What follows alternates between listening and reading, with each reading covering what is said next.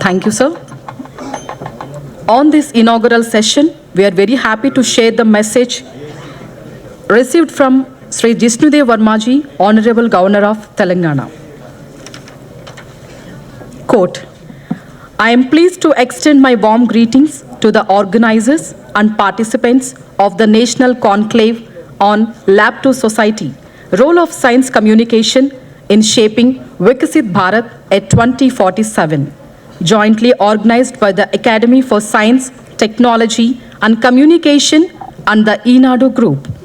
Science has always been a cornerstone of human progress. However, its true impact is realized only when knowledge generated in laboratories is effectively communicated, understood, and translated into societal benefit.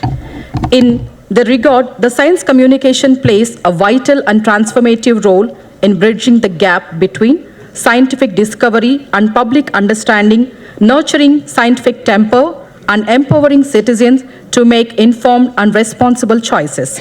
As India aspires to become a Viksit Bharat by 2047, marked by innovation, inclusivity, and sustainability, the dissemination of scientific knowledge in an accessible and credible manner assumes paramount importance.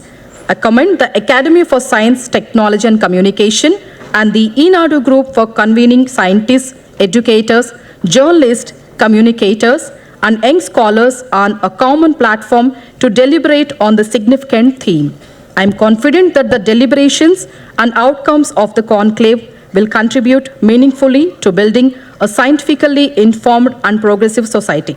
I extend my best wishes for the success of the conclave. Thank you. Now, on this inaugural session, we are very happy to share the message received from Chairman and Managing Director, Ramoji Group, C.H. Kiran Garu. Let us work together towards effective science communication. Greetings to the organizers and participants of the National Conclave on Lab to Society, Role of Science Communication in Building Viksit Bharat at 2047.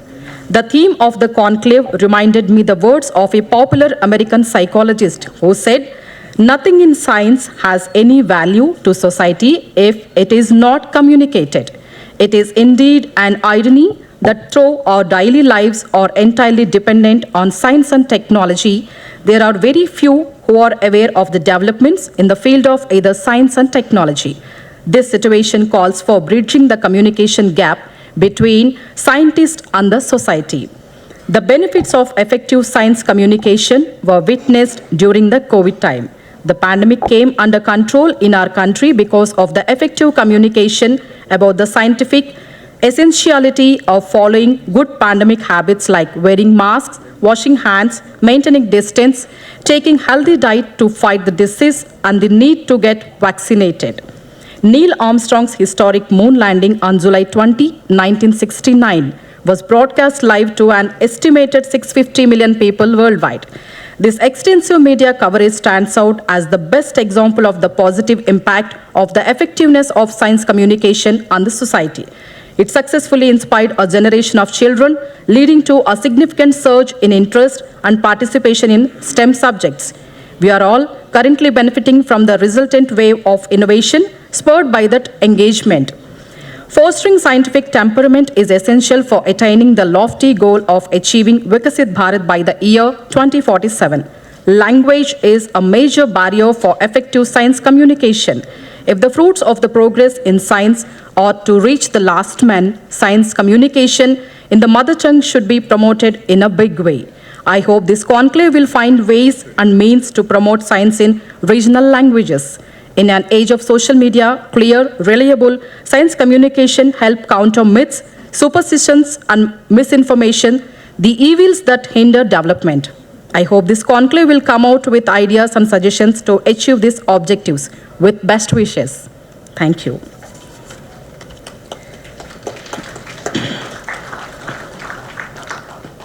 Now I request Sri C.L. Narsimha Rao Garu, Secretary of Academy for Science, Technology and Communication, ASTC, to deliver the welcome address.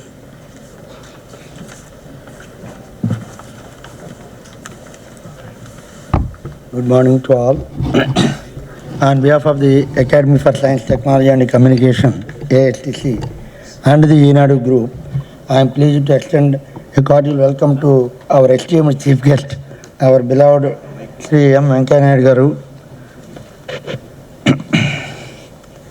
Honorable 13th Vice President of India, for kindly agreeing to inaugurate this national conclave on Lab to Society role of science communication in building Viksit Bharat 2047. Sri Venkaiah Naidu Garu is a distinguished and a well-known national leader and a recipient of the Padma Bhushan. The country has witnessed his remarkable stewardship, his rare ability to communicate complex ideas in simple language, and his unwavering dedication to strengthening parliamentary decorum and enriching the democratic dialogue. The scientific community, including science teachers and young researchers assembled here today, are eagerly await your valuable address, sir. We warmly welcome our guest of honor, Dr. Soumya Swaminathan, Madam, a globally renowned clinical scientist known for her outstanding research contributions. She has served as Director General of ICMR and Secretary to the Government of India for Health Research. She is also the daughter of Bharat Ratna Dr. M.S. Swaminathan Garu, whose legacy continues to inspire generations. We look forward to hearing her insightful and valuable address. We extend a warm welcome to Pavulu Subbarao Garu, Chairman and Managing Director of the Anant Technologies Limited, our special guest from the industry side, and is also President of the AP Space Tech Academy. He is a well-known personality who has made significant contributions in space and defense sectors. The ASTC has been receiving constant encouragement, and with his generous support, we have strengthened the ASTC science communication and publication initiatives. The National Conclave has received strong support from ENADU Group under the visionary leadership of Sri C.H. Kiran Garu. Just now, Madam has given his message. So, Chairman of the Ramoji Group, we extend our hearty welcome to the another distinguished personality who has supported the idea of organizing this conclave, which reflects his visionary approach. That Sri M. Nageswara Garu, Editor ENADU, ably assisted by Sri K. Suresh, Senior Sub-Editor and a popular science writer. We place on record our deep appreciation to Nageswara Garu for his exemplary contribution to science communication through decades of journalism across print and electronic media, his leadership roles, and his efforts in shaping generations through the ENADU Journalism School. On behalf of the organizers, I extend a warm, hearty welcome to Dr. Srinivas Reddy Garu, Director of CSR IICT, who is a strong supporter of outreach S&T activities. In this connection, we sincerely thank him, Dr. Srinivas Reddy Garu, for his continued support to ASTC activities, including the seminar on Women in Science inaugurated by Honorable Governor of Telangana, the then Governor of Telangana, Dr. Tamilisai Soundararajan, as well as the National Technology Day celebrations and the ASTC annual convention held on recently on 11th May 2025, which was also inaugurated by Sri Jishnudev Varmaji, Honorable Governor of Telangana. The Academy's flagship convention also features the presentation of Lifetime Achievement Awards, Excellence Awards, Science Popularization Awards, and the conferment of fellowships. ASTC currently has about 110 honorary and life fellows designated as FASTC, who continue to champion science and technology initiatives. In this connection, ASTC gratefully acknowledge the support and convey our thanks to several directors of leading research institutions who are also assembled here, like CSR, NGRA, and Dr. Prakash Chauhan, Director of NRSC, Dr. Vijay from ARCI, Dr. S.V.S. Narayanamurthy Garu from Chairman and Managing Director from the Mizani. Like that, eminent people, Director Neeri, all these people have extended their support to ASTC's activities. On this occasion of this National Conclave Lab to Society, role of science communication, organized by the ASTC and the ENADU Group, we are felicitating some of the distinguished personalities. We are privileged to recognize, felicitate Dr. D. Balasubramanian garu, former director of L.V. Prasad Eye Institute and former director of CCMB, for his globally acknowledged contributions to science communication. We also honor Dr. B. Siddhartha, founder director Birla Science Center, whose exemplary leadership inspired the academy during its formative years. The landmark event held at this Bhaskara Auditorium in 2004 in the presence of Dr. K.V. Raghavan, the chairman of the RAC of the DRDO, and Dr. G. Sundararajan, director of ARCI. Then the chairman of the, who are also chairman of the Scientific Advisory Council, laid the foundation for AST's successful journey of over 2 decades. The Scientific Advisory Council guides AST's academic vision and strategic direction.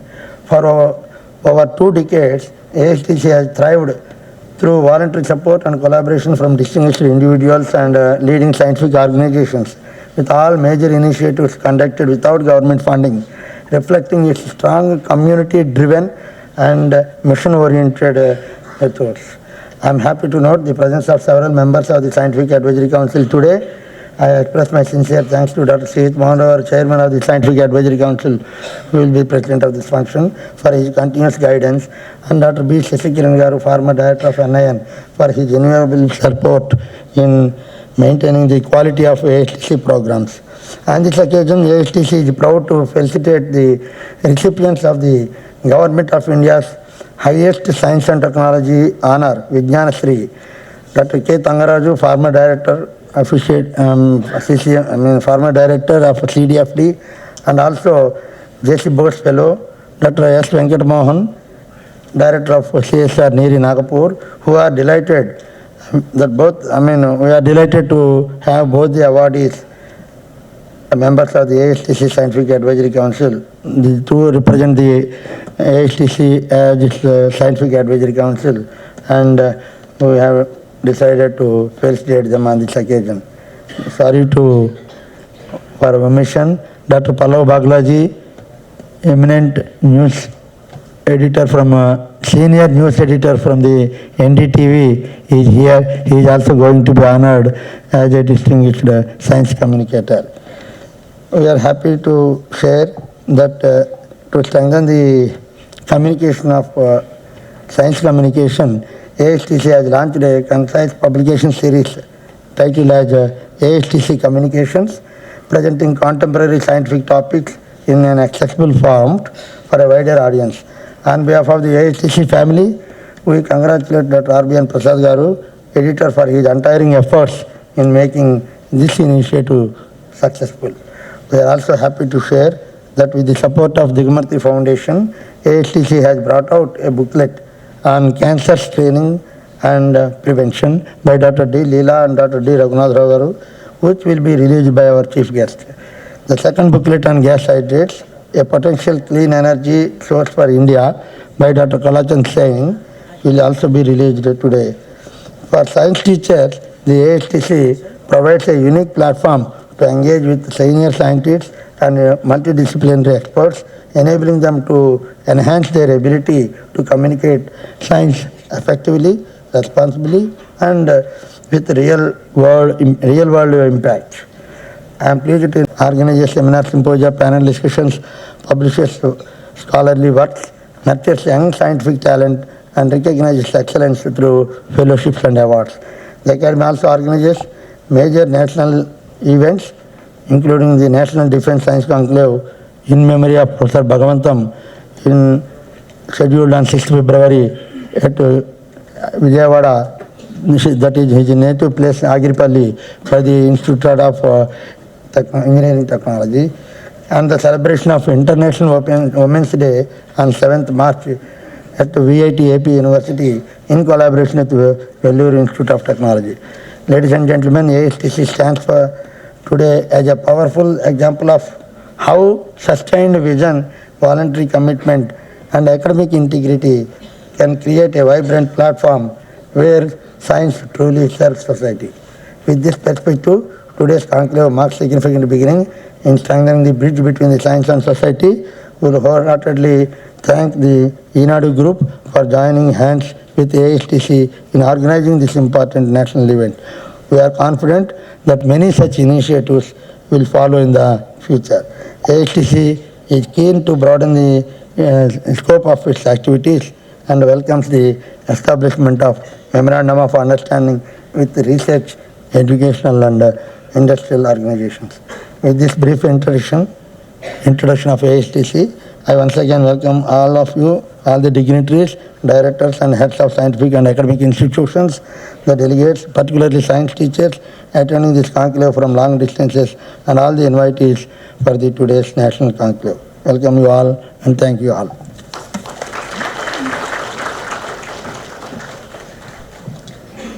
Thank you, Sri Narasimha Rao Garu, for sharing insights about ASTC.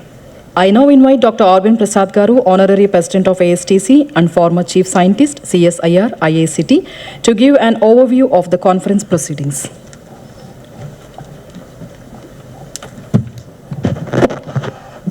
Good morning to all.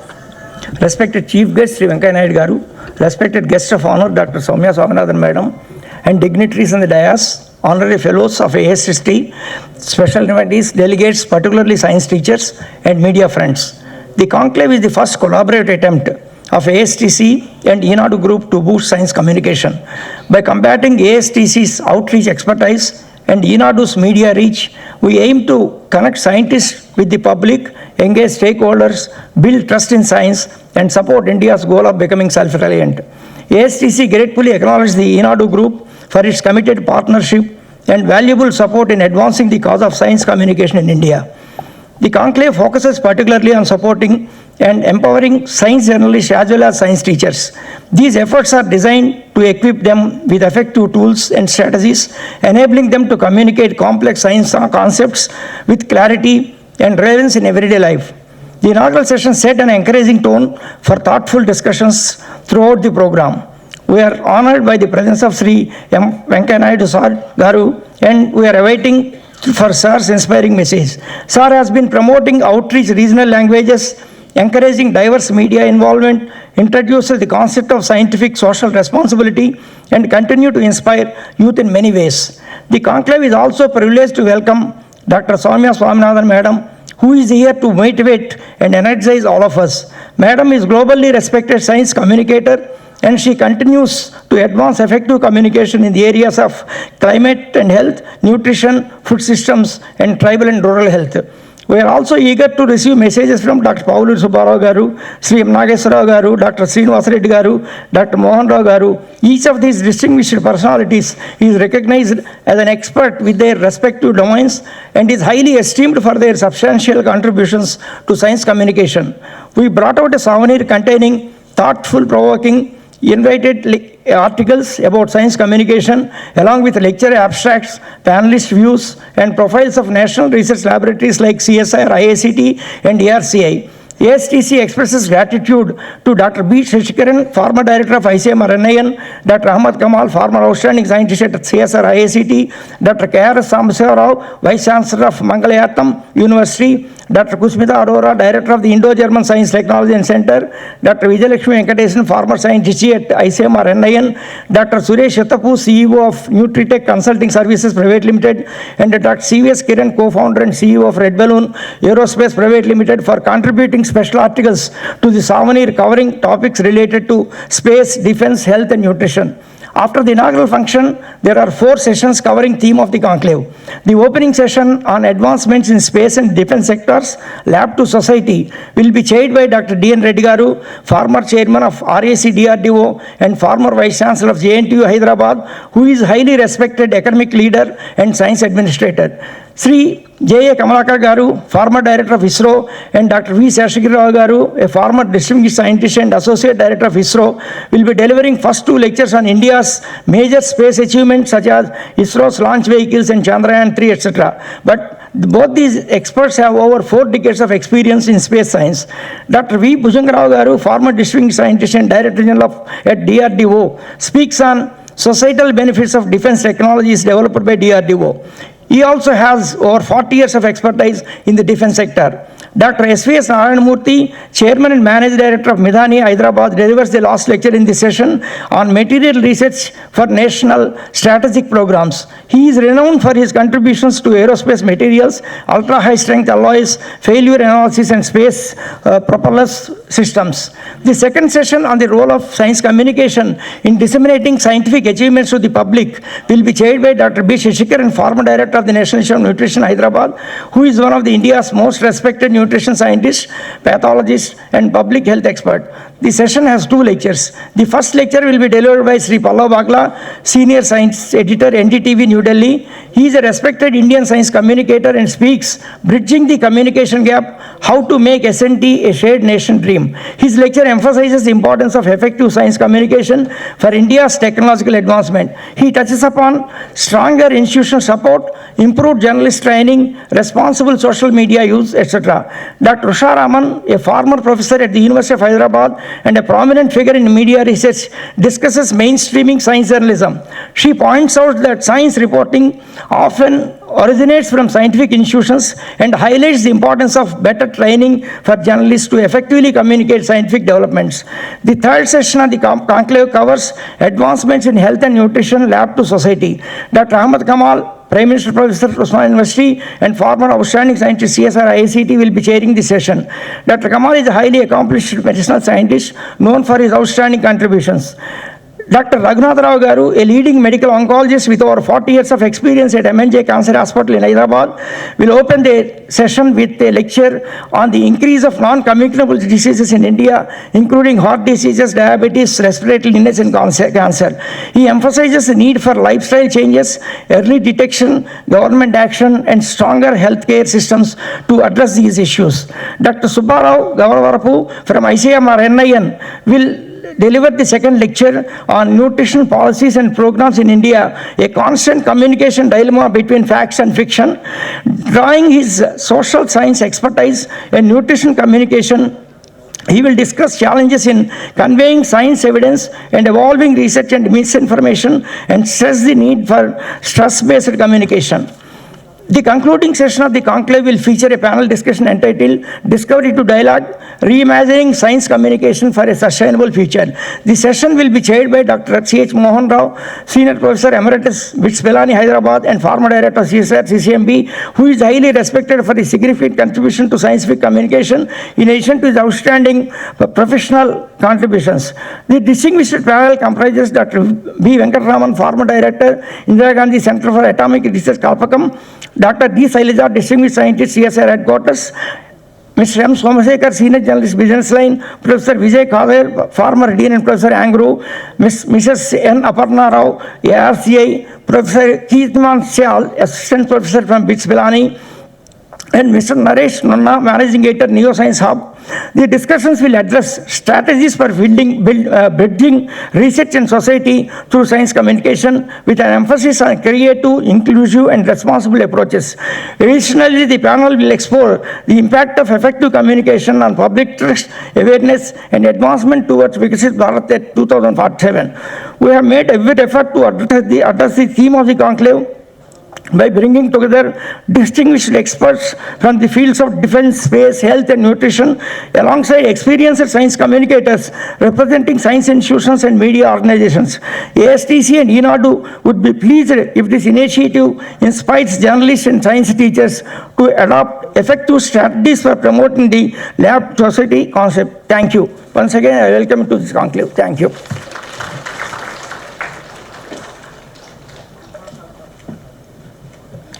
Thank you, sir. Now, on behalf of ASTC and ENADU Group, I request Chief Guest, our beloved Sri Venkaya Naidu Garu, to felicitate Dr. Soumya Swaminathan, a distinguished medical scientist.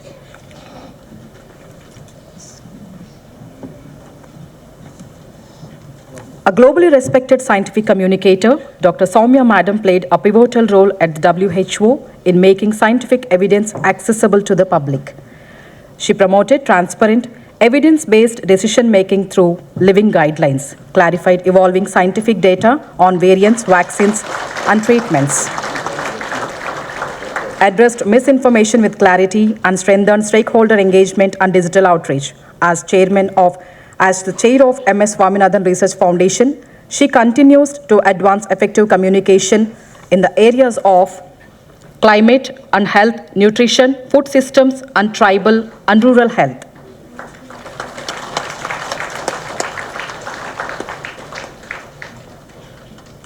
Thank you, sir.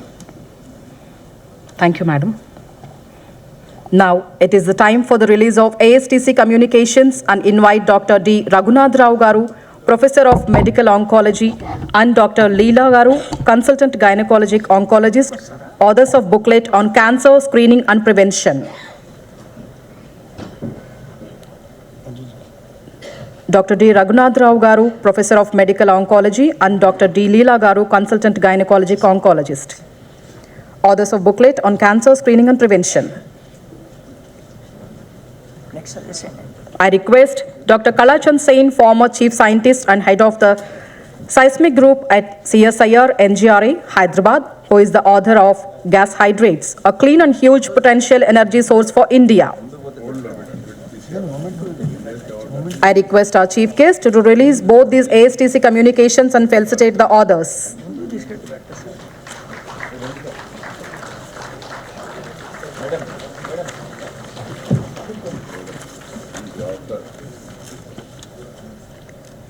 Cancer screening and prevention. Handbook offers comprehensive details regarding cancer, covering topics such as causes, carcinogens, prevention strategies, screening techniques for cervical, breast, and oral cancers, and the application of biotechnology in diagnosis and treatment.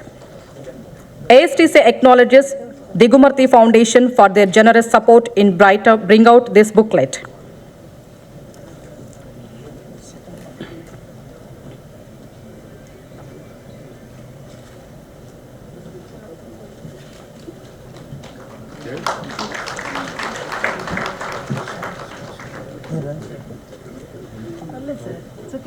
No.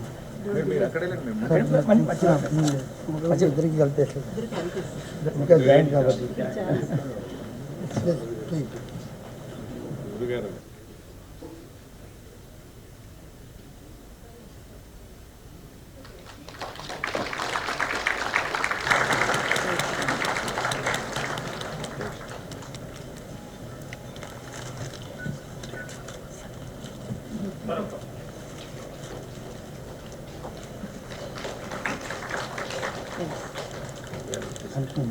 Now I request Dr. Kalachand Sain Garu, please forward.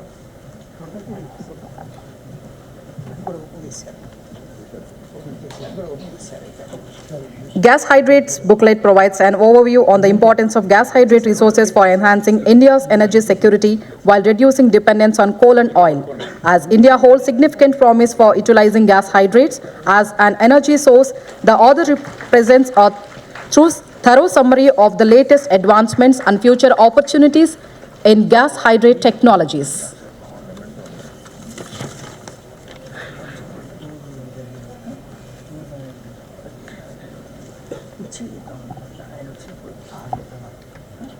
Thank you, sir. Thank you. Now, I respectfully request our chief guest, Sri Venkaya Naidu Garu, to release the conclave souvenir consisting of abstracts of the lectures, inviting articles on the theme of the conclave from experts.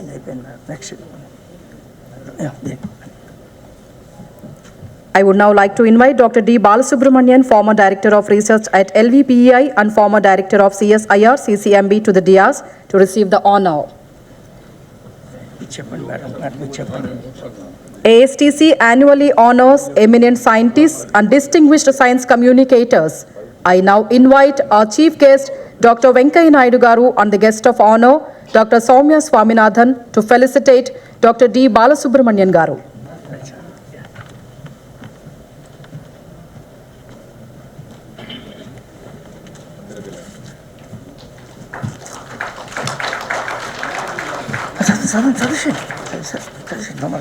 Dr. D. Balasubramanian Garu is a distinguished molecular biologist renowned for his pioneering contributions to protein chemistry and eye disease research, particularly in understanding cataract formation. As a visionary leader and mentor, he has strengthened India's scientific institutions and advanced public engagement with science. His scholarship, integrity, and lifelong commitment to societal well-being continue to inspire generations of researchers.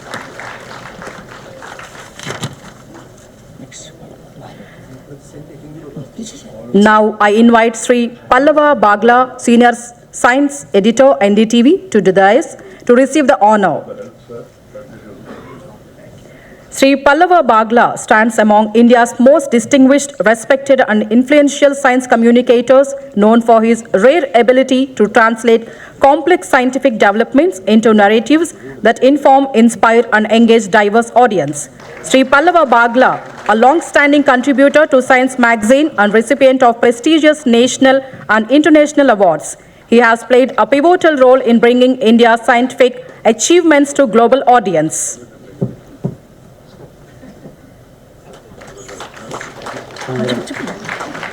Dr. B.G. Siddharth Garu, founder and director general of the B.M. Birla Science Center, is an internationally respected physicist known for his pioneering prediction of a dark energy-driven accelerating universe. A scholar of profound depth and a visionary institution builder, he has advanced research in theoretical physics, nurtured scientific culture, and brought global scientific leaders to India. His lifelong dedication to science education and public outreach continues to inspire generations. Dr. B.G. Siddharth was unable to attend due to health reasons. ASTC will present him with the honor at his home at a later time. ASTC pleased to congratulate two members of its Scientific Advisory Committee who are ASTC Honorary Fellows on receiving this year's Vigyan Shri Awards from the Honorable President of India on December 23, 2025. Now I invite Dr. Kumaraswamy Tanguraj, former director of CDFT Hyderabad, to the stage in recognition of his recipient of the Vigyan Shri Award in Biological Sciences. I welcome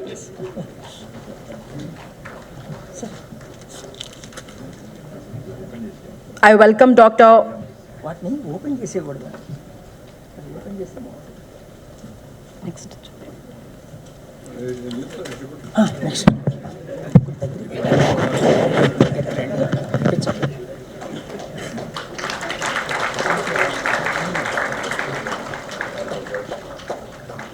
Now I welcome Dr. S. Venkat Mohan Garu, Director of CSIR Neeri, Nagpur, to come forward to receive this honor. Sir, Dr. S. Jairam Reddy Garu, kindly come on to the dais, sir, if available.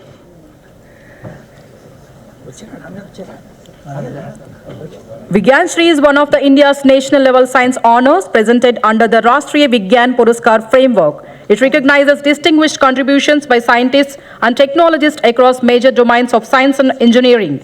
It is awarded to scientists who have made significant high-impact contributions in their respective fields. This award is considered one of the highest national recognitions for active scientists in India.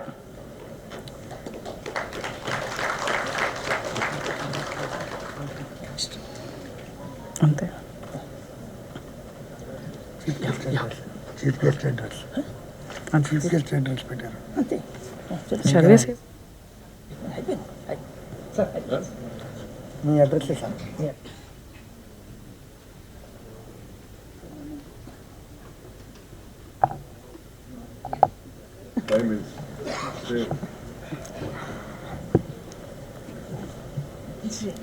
It is now time for the inaugural address. I respectfully invite our chief guest, Sri Venkaiah Naidu Garu, the 13th Vice President of India, to deliver the inaugural address at this national conclave.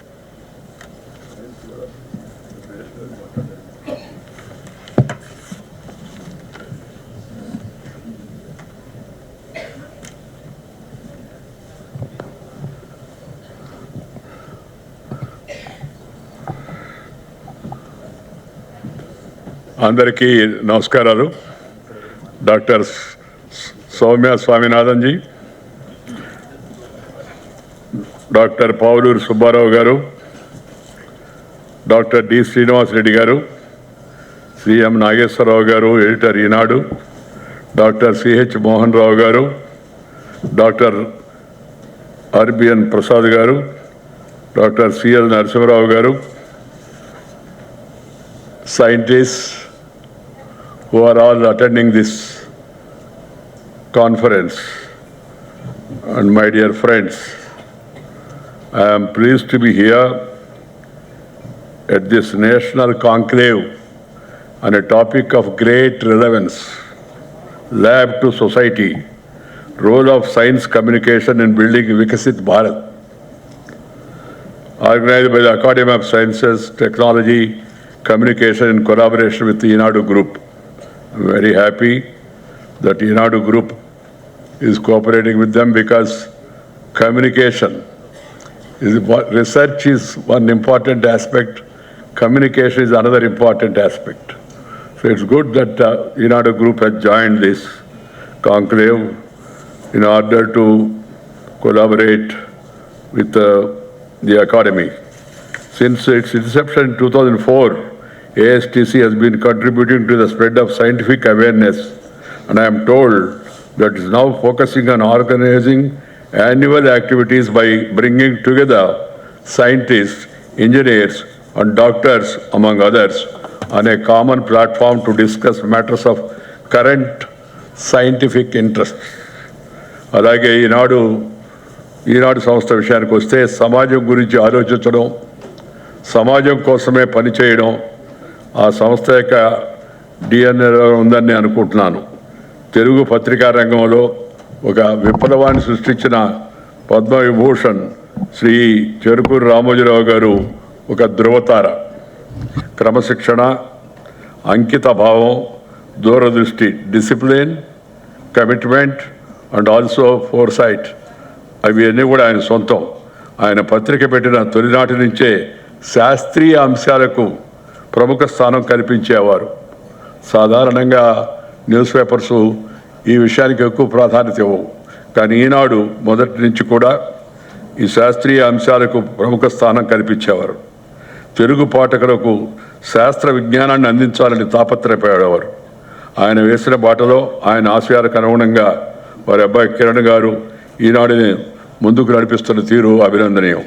I'm glad that the objective of the ASTC is not for profit organization, include advancement of science, technology and education by bringing together experts from these areas for the diffusion of usual scientific knowledge among the people.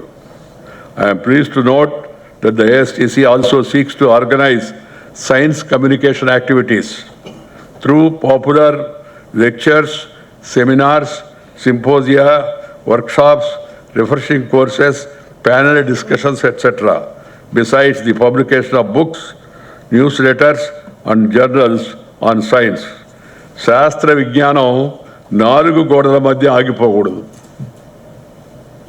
It should reach the people. అంటే అది ప్రజల ముంగిటకు చేరాలి, ప్రజల్లో ఆదరణ పెరగాలి, అవగాహన పెరగాలి, విద్యార్థుల్లో సైన్స్ పట్ల ఉత్సుకతను పెంచాలి. Such forums serve to further the role of science communication in helping research percolate to the ground level.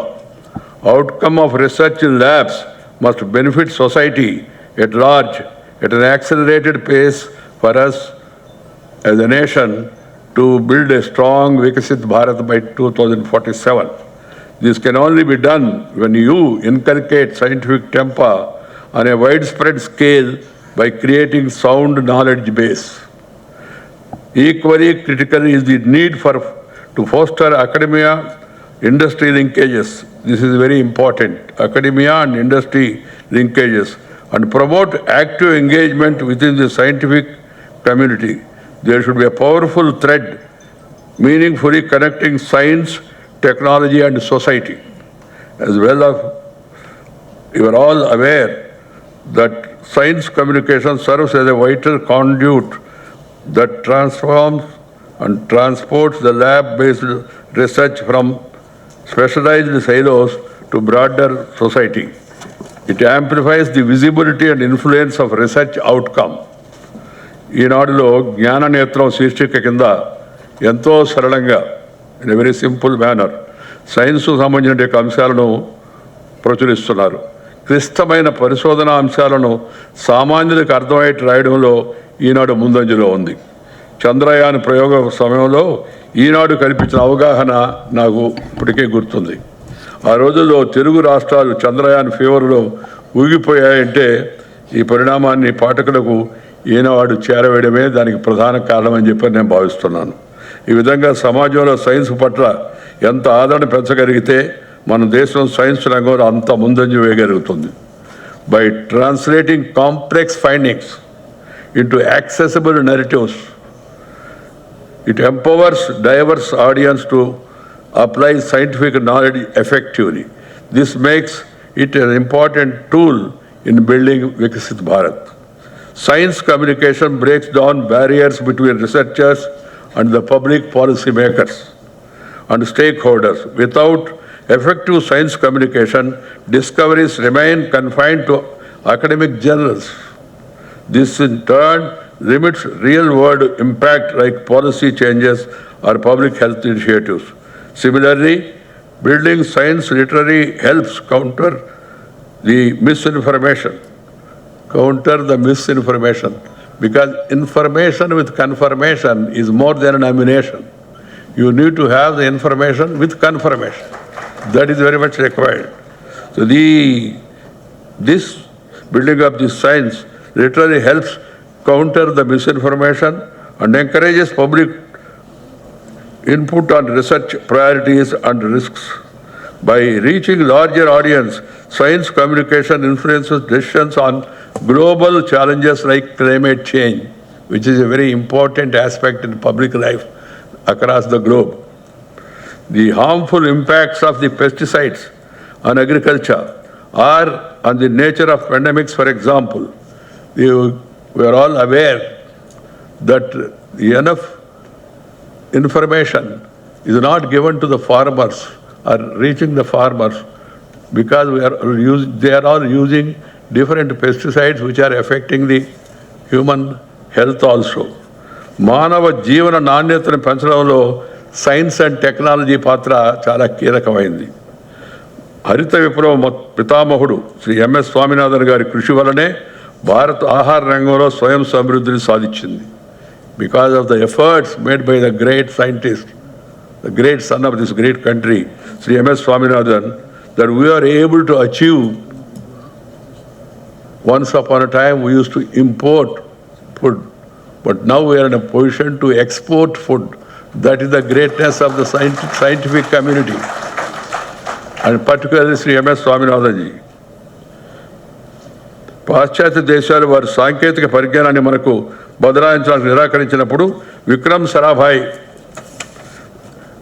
Shri Abdul Kalam లాంటి మహానుభావులు స్వదేశీ పరిజ్ఞానంతోనే మన రాకెట్లు, మన ఉపగ్రహాలను, మన క్షిపణులను తక్కువ ఖర్చులోనే అభివృద్ధి చేశారు. ఇప్పుడు వాటిని ఎగుమతి చేసే స్థాయికి మనం చేరుకున్నాం. మన లక్ష్యం, మన గమ్యం ఒకటే, శాస్త్ర విజ్ఞానంలో అగ్రస్థానంలో ఉండాలి భారతదేశం. Once upon a time, India was known as Vishwaguru. Students from across the globe, they used to come to Nalanda, Takshashila, Vikramshila universities. This is not what I am saying. This has been written by Pahian, Huan Song, the Chinese, the tourists who have come to India and then wrote about the greatness of the India. But unfortunately, the destruction made by some of the invaders and also subsequently India becoming enslaved because of the Britishers' aggression. They came here, they looted us, they cheated our minds also. And then we were taught that they are the great people and we are ordinary people. And we were told to read Robert Clive the Great. Great for what? For whom? Alexander the Great. But nothing is mentioned about particularly about Veerapande Kattabomman or Allur Sitaramarazu or Komaram Bhim or Jhansi Lakshmi or Rudrama Devi, and also the great efforts made by our seniors, our forefathers, even in science, in astronomy, in various fields, our leaders, our forefathers, the great rishis, they have done great work. But unfortunately, it was not given enough coverage or publicity in the public domain because the Britishers are controlling the country.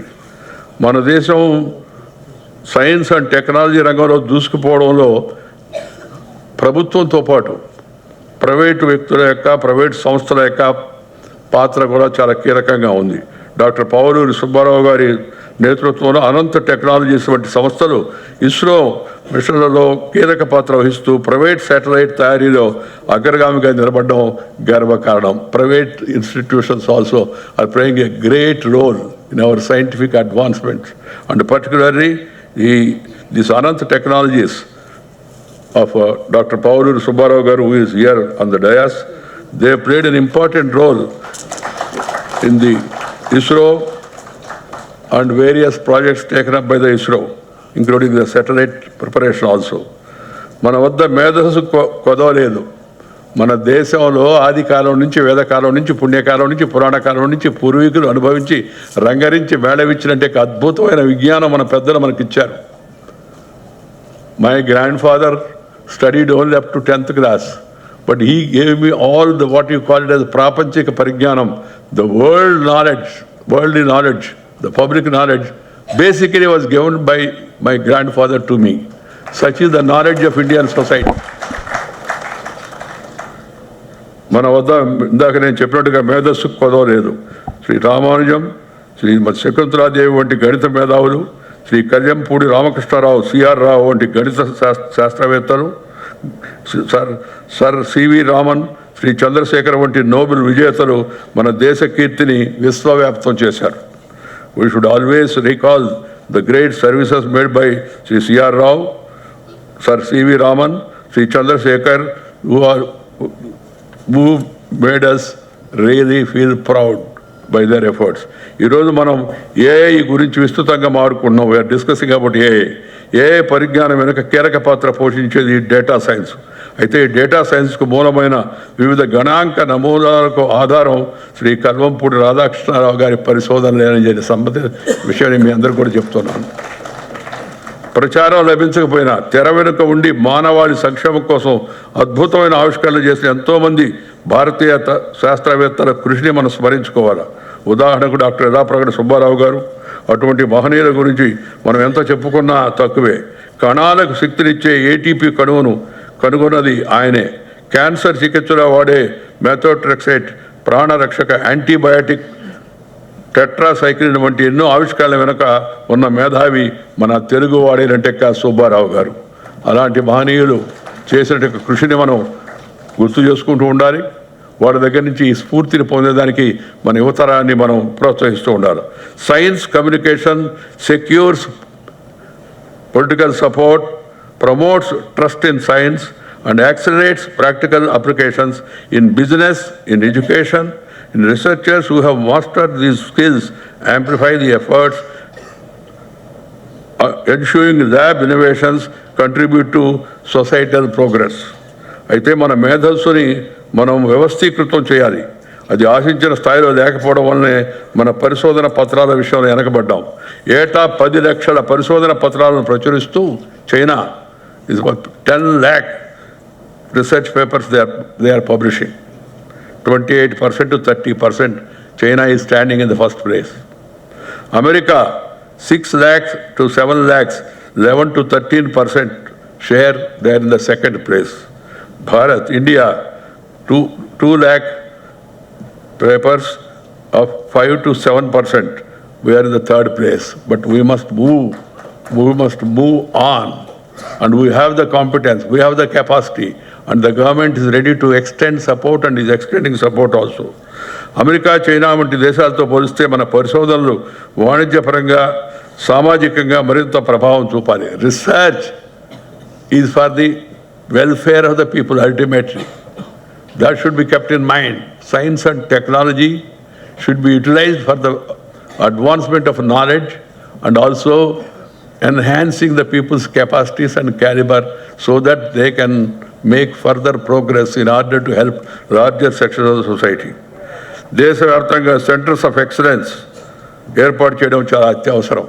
There is every need to have centers of excellence in every state. There must be institutions in that regard. My dear friends, science, I personally feel that science also has to be taught in mother tongue. The day is not far away that science, medicine, engineering, AICT, UGC, they are already taking steps to see that these courses are also taught in mother tongue. Mother tongue do not mean Telugu alone. In the respective mother tongue of our youngsters, that is the need of the hour, because it will easily go to the mind. If you try to teach them in a foreign language, first you should understand the language, next you should understand that subject also. If you teach them in their mother tongue, the subject directly goes to the mind. That's why I always say mother tongue is like your eyesight and English is like spectacles. If you have eyesight, spectacles will work. Otherwise, even if you wear Ray-Ban glasses also, Zuban se kuch aayega nahi. This has to be understood by one and all. So, moving towards education in mother tongue is very important. I'm happy that the Prime Minister of the country, Narendra Bhai Modi, is also of the same opinion. He has already directed AICTC and also this UGC to move in the direction and translation work in Indian languages is moving faster. It is happening. The day is not far off. Even the private organizations also, I appeal to the private organizations to provide funds for science labs in schools. I remember in Vijayawada, in Hyderabad, Vijayawada, Nellore, we have a trust. My daughter is running the trust, Swarna Bharat Trust. They give only skill development, skill education to the children, to the unemployed rural youth. My son has taken an initiative and he has set up one foundation in Vijayawada by name of Power Foundation. Their main activity is they send buses to the rural villages, Jilla Parishad schools.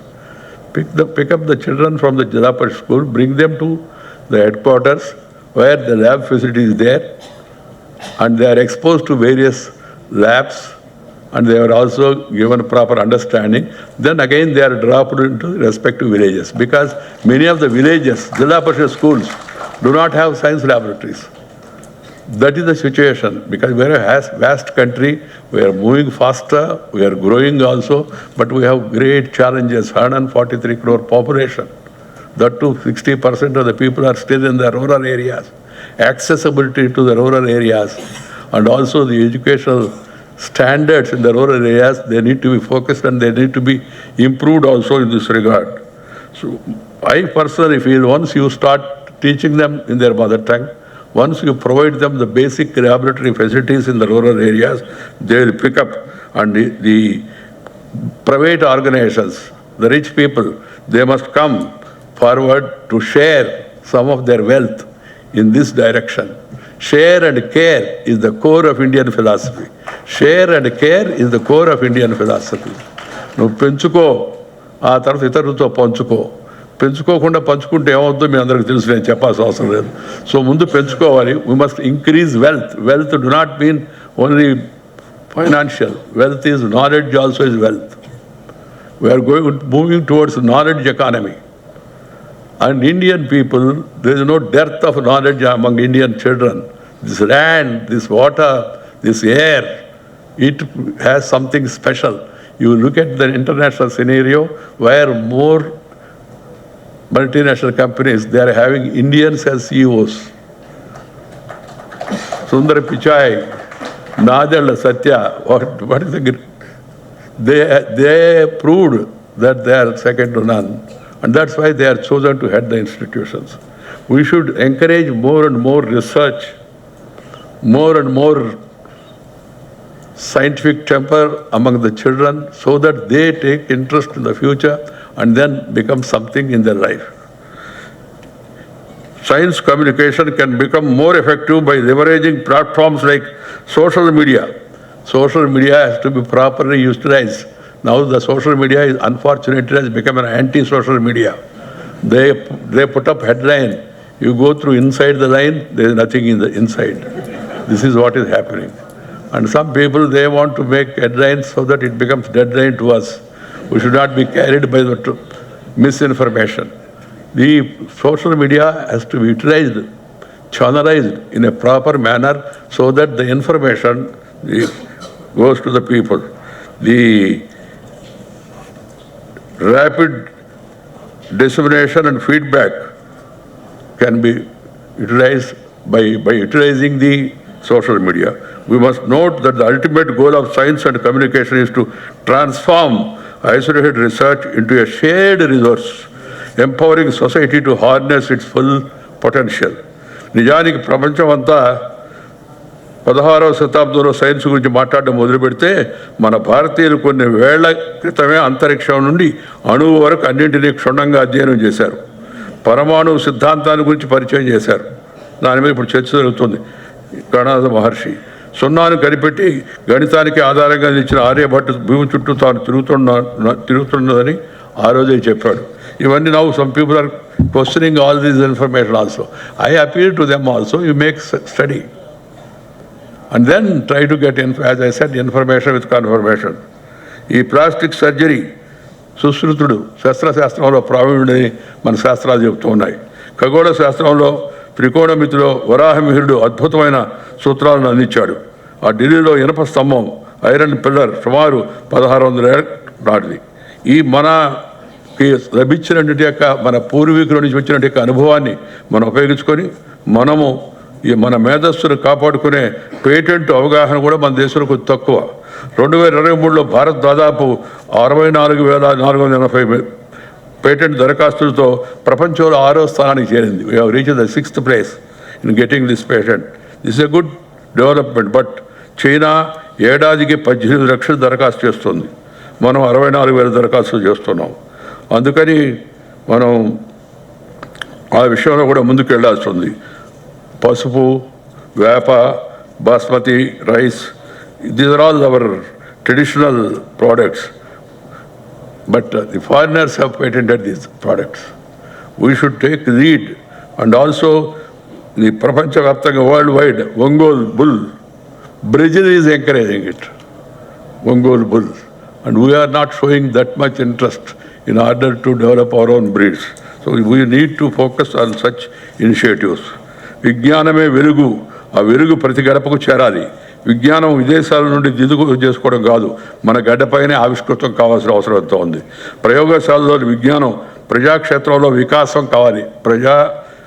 ప్రయోగశాలలో విజ్ఞానం ప్రజాక్షేత్రంలో వికాసం కావాలి. అప్పుడే మన వికసిత భారత్ వైపు అడుగులు వేయగలం.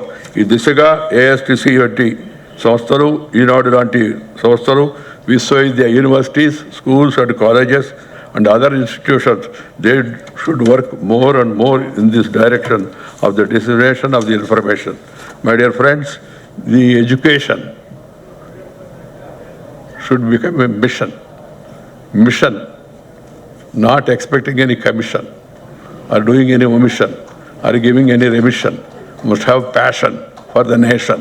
Nation means people. If you have that passion and then work hard, every institution definitely will be able to move forward and then attain once again the top place in the international community. So I appeal to all the organizations to encourage excellence, to encourage research as part of their activity, so that the society can move forward and the benefits of science, technology, they can reach people. And now we are talking about AI. I appeal to the scientific community and also technological experts to see that proper ways and means are found to arrest the misuse of AI. Otherwise, AI is going to create havoc. I'm really afraid. I don't have science base. I'm a art student. I have only common sense. But the way AI is being shown now, yesterday I saw Atal Bihari Vajpayee is going to heaven and then meeting Abdul Kalam, and Sushma Swaraj and Arun Jaitley were felicitating Atal Bihari Vajpayee. Same. That is positive side, okay. But negative side, somebody can enter your house as your own family member, and then you can imagine what will going to happen. So we must see to it that proper structures are created in order to stop the misuse, abuse of this technological advancement. This is my appeal to all of you. I'm sorry, friends, I'm not able to stay for long because I have to catch a flight and go to Vishakhapatnam. There is a lighthouse function in the evening in Visakhapatnam. So I feel sorry that I have to leave the conference in between, but I would like all of you to pay full attention to what is being said from the dais, and then there should be discussion also, so that meaningful conclusions can be achieved and that will be ultimately utilized to the society. Andariki ధన్యవాదాలు, నమస్కారాలు, జై Hind.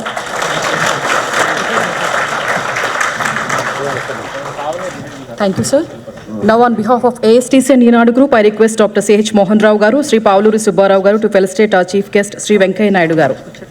Now, I respectfully request our Chief Guest, Sri Venkaiah Naidu Garu, to release the conclave souvenir consisting of abstracts of the lectures, invited articles, and the theme of the conclave and experts.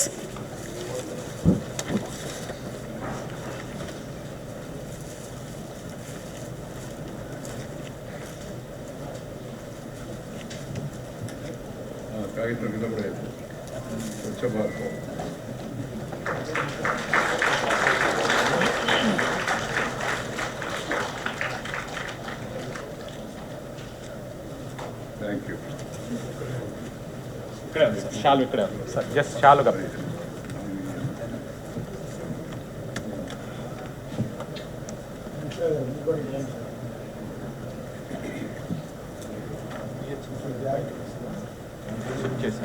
Okay, stick చేశారు. Okay. Leave it, sir.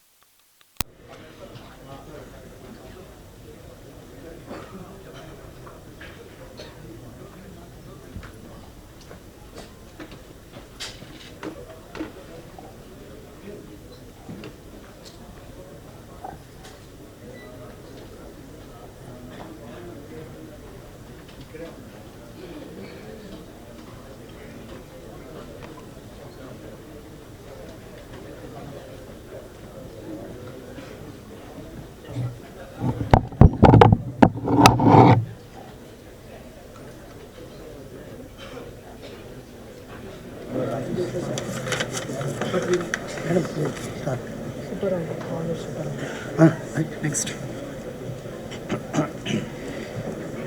Now, I am pleased to welcome Dr. Pavluri Subbarao Garu, founder and CMD of Ananta Technologies and a key figure in India's private space sector, from his leadership at ISRO to establishing a leading aerospace company. He has championed India's technological advancement and inspired future generations with his commitment to innovation and excellence in space technology.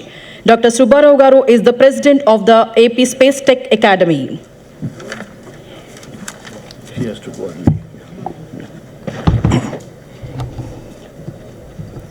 Very distinguished personalities on the dais and in the audience, teachers and students, namaskar. Venkaiah Naidu గారు మాట్లాడిన తర్వాత ఎవరు మాట్లాడినా చాలా చప్పగా ఉంటుంది కాబట్టి నేను ఎక్కువగా పొడిగించదలుచుకోలేదు, ఆమె కూడా తొందరగా వెళ్ళాలి కాబట్టి. There are three important aspects. One is the lab to society and the communication, the way that is being done. In fact, we have to learn our lessons from from existing systems itself on that. For example, in the agriculture research laboratories, they have an extension programs in which whatever they produce in the lab is being used for the farmers on that. So therefore, they educate the farmers and they start using that part of it. And similarly, in terms of communications, we have to learn from ISRO. Every launch program that goes up, it is always you see them on the TVs. And particularly when we landed on the south side of the moon, that's where, every Indian very proudly look at it. That's where Atmaviswasam comes from, that part. And not only towards Viksit Bharat, in fact, earlier Bharat also had it. I'll give you one example how to institutionalize the entire research programs. For example, Usirikaya, which normally we use every day at home, that Usirikaya was found that there are a lot of good C vitamin in that part, but you institutionalize it in the sense that, దాని ఆ చెట్టును కూడా మనం పూజనీయం చేసాం. అంటే దీని అర్థం ఏంటంటే మనం ల్యాబ్లో ఉన్నది ల్యాబ్లోకే పరిమితం కాకుండా దాన్ని బయటకు కూడా ఎట్లా తీసుకువెళ్ళాలి, how to institutionalise whole thing through a communication, proper communication, that part is most important part. So that was already established in the earlier generations and also in the present generations also on that. But still there's a lacuna between the universities and the society and between some laboratories and the society. The gap has to be filled. And for that, NEP 2020, he lays down the foundation, complete foundation and the framework as how to do that part of it. I'm sure all of you must have gone through the NEP 2020, so that how to integrate the entire society from the laboratory to the benefit of the society during Viksit Bharat have been very well described in that part. I'm sure you must have gone through that. Thank you very much. Thank you.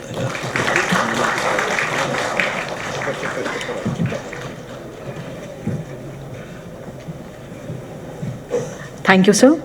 I now invite Dr. Soumya Swaminathan Madam to deliver her address as guest of honor.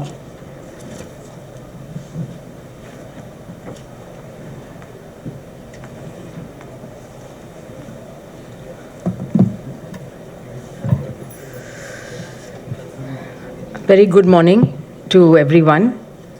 Thank you to the office bearers of the SCT and the ENAD group for this very timely gathering. And we all heard what former Vice President Venkaiah Garuji had to say about the importance of building a thorough scientific temper into our young people. And that has to come both from educational institutions. Of course, the family is also very important, what you are exposed to, as well as the media. And so it's very good that science communication has been taken up as a topic today, because science communication is something that actually is very, very critical in today's world. When data and knowledge is exploding very, very rapidly, it is sometimes very hard to keep up with everything that's available, particularly since we live in a world where we rely a lot on the internet, on being connected with other people through channels like WhatsApp, but also social media to get a lot of our information. And so it becomes extremely important to pay attention to what is out there. So rather than the traditional channels of communication, people now rely a lot on digital means. And so what is available out there is a mix of good and bad. Not everything that we read online is actually correct. So I think this topic or question that we are here today to address, that how do we take science from the lab to society and do it in ways that actually improve people's lives. So science is not something which needs to be done in abstract or needs to be done in scientist labs or in classrooms. Many people think of science in that way, that you have to put on a white coat and be inside a lab to do science. But ultimately that science has to translate into improving the lives of people, whether it is through health, whether it is through space technology, whether it is through a new drug or a vaccine, or even things like the internet, or like when electricity was invented. Everything we take for granted today came from scientific discoveries that were made and then built upon. The other point about science is that it's constantly evolving and changing, right? And so it is a fact that science is not static, and that our knowledge and facts need to keep up and need to change with deeper understanding. And today, that is also happening at a very fast rate. This also needs to be communicated to people, because if you say something today and you want to say something a little bit different tomorrow based on the new knowledge, people should not get the impression that either you were not knowing what you were talking about, or you were not speaking the truth. So we actually live in a world today where science has never been stronger, and yet public trust in science is becoming fragile. During COVID-19 pandemic, we saw how rapidly there were advances in the development of vaccines and other countermeasures, and yet we also saw fear and anger and distrust. So this experience taught us that along with fighting the virus, we also needed to fight the infodemic. So that word was used a lot during COVID, infodemic, which is an epidemic of false and misleading information. And today, in fact, again, you see that happening, especially around vaccines and other health-related information in the United States, where there is a very strong group of people who are, including the Secretary of Health himself, who is an anti-vaxxer, an anti-science person, and who's promoting a lot of false beliefs. This has led to actual impact on people's lives. So it's not just something which is nice to have, but if you develop a distrust in science, a distrust in vaccines, it has led to an increase in measles. They've had more measles in the United States this year, 2025, than they had over the last 30 or 40 years. And that's because more people are now staying away from vaccines. One thing we need to understand, that facts alone are not enough. So one of the important lessons from the pandemic was that information is not the same as communication. We, at that time, assumed, many of us, that just provide people with facts and graphs and numbers and figures, and that would automatically translate into rational decisions. But human beings, they don't live inside spreadsheets. They actually operate and make decisions based on trust. Who do you trust? Who does the information come from? Your own identity, your lived experiences, fears and hopes. And who are the voices you find credible in your own community? It became very clear even during COVID, certain voices were more credible than others.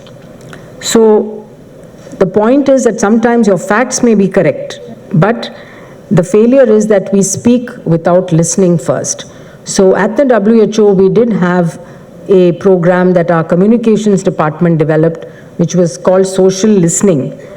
So the social listening was essentially about keeping a very close watch, particularly on social media and online conversations, about what were the themes that people were discussing, what were they worried about, what were they anxious about, where was the misinformation actually really being, in which areas was there more misinformation, and which areas were there more questions. And I also learned that when people ask questions, it doesn't mean that they are a skeptic or anti-science.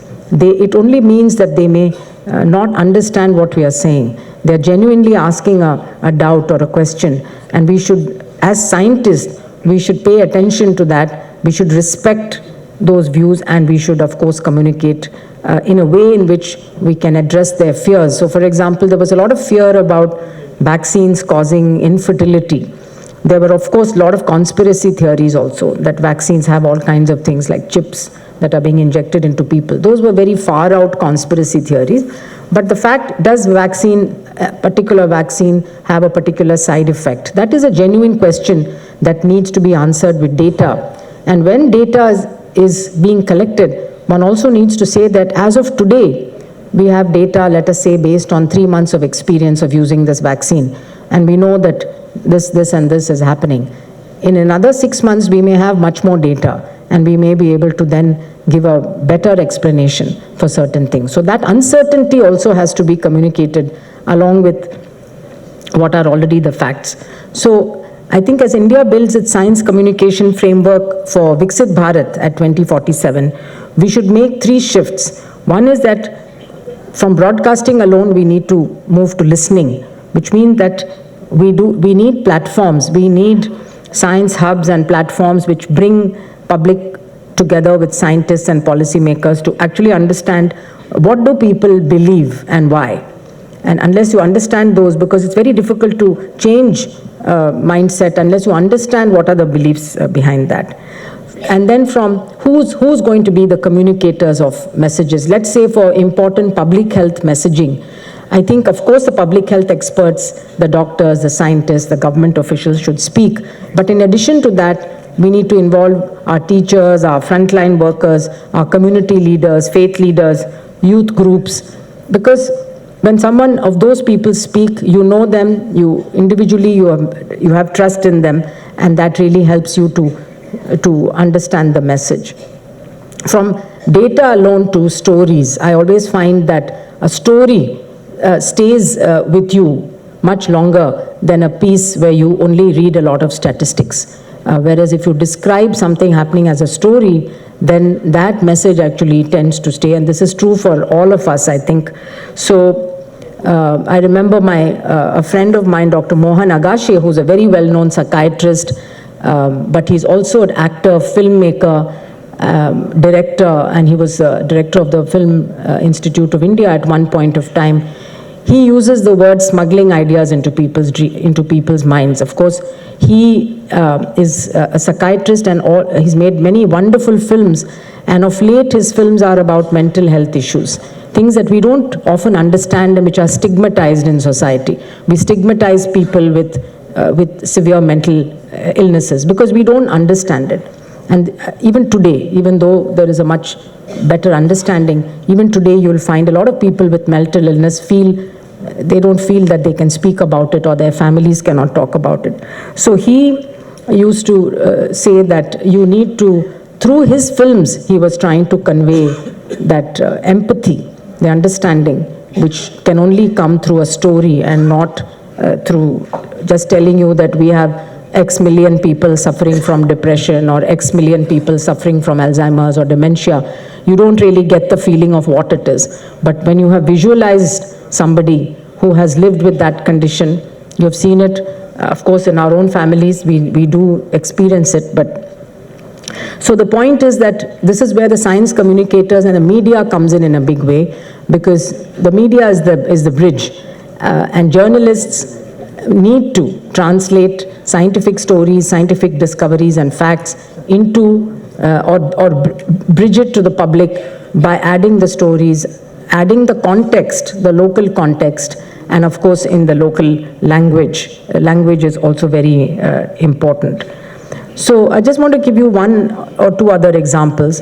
Venkaiah Naidu ji spoke about food security and my father's role in that. Now today, it's true that we have enough food, and in fact we even export food, but we cannot say that everyone in India has adequate nutrition. So what is called hidden hunger, which is a deficiency of micronutrients of iron, zinc, selenium, vitamins, and also quality protein. This actually affects our cognitive development. If you see, our brain develops in the first 5 years of life. After that, the brain is hardly growing. So whatever cognitive development and intellectual development potential has to develop, it is only in the first 5 years. So if you look at 2047, Bharat at 2047, the children who are born today are going to be 21 years old at that time, right? So if we want to really have a demographic dividend from our young people, we have to focus on human capital development, which is essentially health, nutrition, and education. And the first 5 years of life is important. When we see the levels of stunting and underweight today in our country, and at the same time a growing level of obesity, overweight, diabetes, etc., it all boils down to our diet, unhealthy diet. So two important risk factors for health today are diet and air pollution. And these two contribute a huge amount actually of amongst all the risk factors to our health. So we need to address, when we talk about health and well-being, we have to talk about what are the factors that let us live a healthy life and have well-being. And clean air, clean water, good food, nutritious food, sanitation. So good food or nutritious food does not mean expensive food.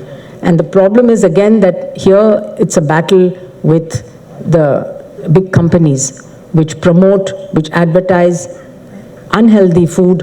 They misleadingly advertise it as a healthy food. So for a poor person who's running short of time, who's busy working, the woman doesn't have time really to go out and cook.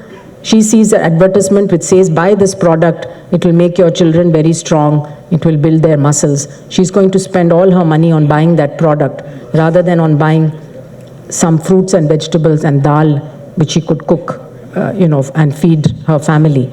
So here regulation needs to play a role as well as awareness. And today I think our levels of nutrition awareness are extremely low. Even very well-educated people are not aware of what, and Dr. Shashikiran is here. I hope he'll be talking about that later. And also there is a nice booklet that has been released today on oils and fats. And so many misconceptions and myths about nutrition. Everybody wants a quick solution. So the best thing is to take a supplement, take a pill, take a drink, protein drink, rather than go back to healthy eating habits. So we need to, there are multiple stakeholders in our food systems. One are the farmers. Our farmers, if we want them to diversify our crops, we need to speak to them in a language which makes sense to them. So why should they diversify? Why should a farmer who grows only paddy diversify? He will do it, he or she will do it if their income is protected. If you ask them to take a hit on their income, they're not going to. After all, that's their survival, particularly since we know in India, more than 60% are small farmers or 80% are small farmers. So crop diversification is important for our nutrition, but for farmers, their income and livelihoods have to be protected. But also, we can talk to them about climate resilience, and in the future, when we have climate change impacting, you can actually lose a cash crop and the farmer can lose everything in that one disaster, climate disaster. The entire crop can go. This has happened last year. We have seen it happening across India in many states. But if they've diversified and they also have some climate resilient crops like millets, then even if there is a prolonged drought, at least they will have those millets available for them to eat. So they're not going to go hungry. For schools and for school children, we need to link nutrition with learning outcomes and future opportunities. So we've got to give this message about good physical, mental, cognitive growth, which is linked to nutrition, because every child wants to do well. Every child has some role models and heroes, whether they are sports role models or whether they are scientists role models. So we need to link the communication, and we need nutrition gardens, kitchen gardens in every school and Anganwadi center, so that children can not only grow, help to grow, and also to eat and understand what nutritious diet looks like. And for policymakers, we need to make the case that nutrition is not just something which is a health issue. Just like air pollution, it's considered an environmental issue, something that looks bad, but actually it is a health issue. And it is actually cutting years from our lives, significant, and causing all kinds of diseases. So, but for policymakers, we also need to make the economic case, because policy is based not just on scientific facts and evidence, though as scientists we all want to believe that if we provide the facts, the policymaker should act. But that is not how policy is made. It depends on political priorities, it depends on the budget and finances that are available, it depends on administrative feasibility. So scientists also need to communicate in ways that policymakers can understand. It is even if we write a paper which is published in a peer-reviewed journal, if it has an implication for policy, we should be able to very simply make a 1 or 2 page policy note, which actually lays out the problem, what the research had done, what it showed, and how that could actually become a policy and impact much larger numbers of people. So I think that is the true test of strong research, but also the research and academic people who are involved, the experts, and how well that community is able to link to the policymakers and vice versa. So we need that conversation where policymakers also can explain to scientists what their problems are, what are the gaps, which are the areas where they need more data. Data is very, very important for policy making. In fact, former Vice President Venkaiah ji has left, but I remember in 2016 when I was DG ICMR, we released the state-level disease burden estimates for India for the first time. Before that, we did not have a state-level burden. It was all national-level statistics. So when we did that, there was some concern that there will be some comparison, or some states are going to feel bad compared to other states, but actually everybody welcomed that report. Because for a state policy maker, he or she needs to see, okay, in Telangana, what is the burden of disease that I have? What is it that my funding should be going towards, etc., and what should I be planning for in the future? So he and at that time Health Minister Nadda ji were the two who released that, and after that ICMR has been updating the state level disease burdens. So finally I want to talk about science diplomacy. We live in a polarized world. There's increasing geopolitical mistrust. Every day we see all sorts of issues happening. Collaborations are being restricted, narratives are polarized, and sometimes scientific evidence is distorted. I gave you some examples earlier on the vaccines. But science diplomacy rests on simple truths. The first truth is that pathogens do not need passports, as we saw very well during the pandemic. Similarly, climate change does not respect any national boundaries or state boundaries. And third is that human curiosity and compassion, they actually cross political lines. So when it comes to science, when it comes to health, I think diplomacy can actually bridge those barriers and those gaps which otherwise may be created due to whatever geopolitical reason. So our responsibility again as science communicators becomes to stick to the integrity of evidence. So the ethical line is very clear that we must not distort or suppress science for partisan purposes, because the credibility of science is our greatest public good. So I talked already about science and policy making and bridging that. So I would just like to end by saying that ultimately the goal of scientists is of course to produce excellent science, but only when it has some kind of big public impact or a public good, then actually you feel satisfied. Now every piece of work may not have that, but there are pressing public health challenges, there are pressing issues in society which scientists can solve. I think climate change is also one of them, where we need a lot of innovation, we need a lot of interdisciplinary work to address the challenge which is coming. So the journey from lab to science, it's not a straight road. It is actually a dialogue, it's a partnership between scientists and citizens, and in between I think come the science communicators. Experts also need to be humble. So humility is very important. We need to listen. We need to constantly be learning and updating ourselves. And the public needs to have curiosity. Similarly, journalists also need to have curiosity. They need to ask the right questions. People need to ask the right questions. They may not get an answer for everything, but unless you ask the questions, this is never going to be addressed. And so if we listen deeply and we communicate honestly, I think honesty and transparency also very important, and anchor science in compassion and local reality. So there may be a discovery which happens somewhere else, but how is it relevant for us in our local context? Then I think by 2047, India will not only be scientifically advanced, but it will also be scientifically trusted. Thank you very much for this opportunity.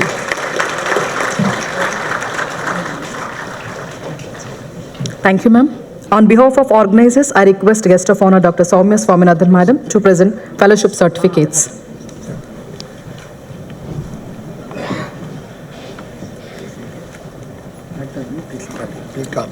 I request Dr. V. Pesapati Garu please come on to the dais. Dr. R. Vijay. I request Dr. R. Vijay Garu, please come on to the dais.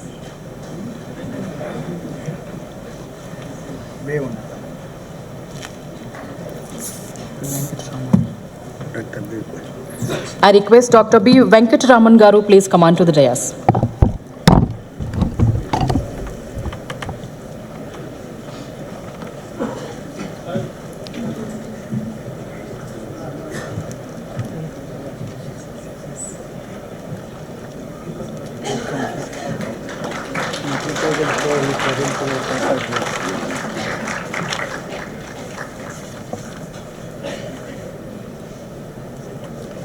Dr. Vijay Garu, repeat.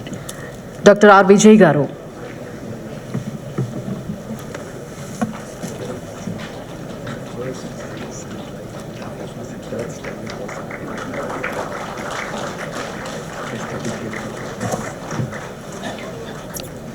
Dr. B. Venkataraman Garu.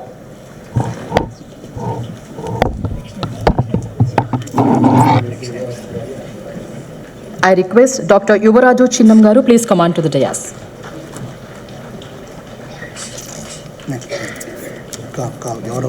Gavara. Dr. Subbarao Garu M. Gavaravapu, please come on to the dais.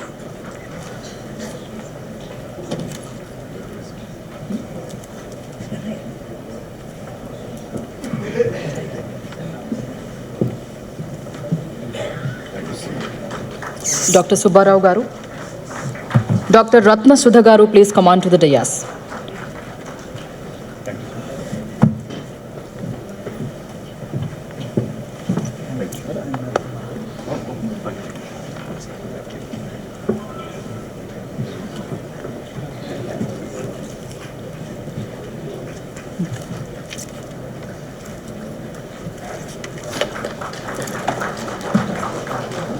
Professor B.N. Reddy Garu, please come on to the dais. Please.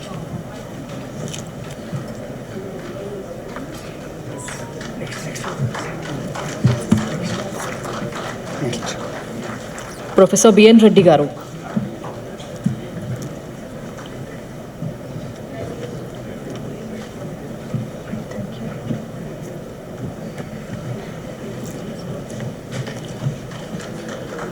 Srimati Aparna Rao Garu, please come on to the dais.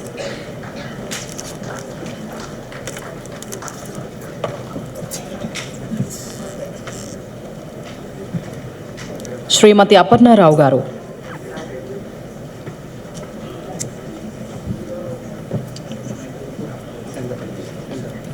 Dr. Nayani Kishore Nath Garu, please come on to the dais.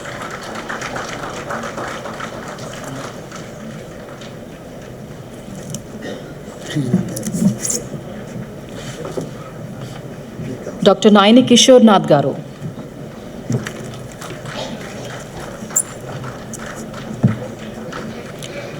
Dr. A. Vijay Lakshmi Garu, please come on to the dais.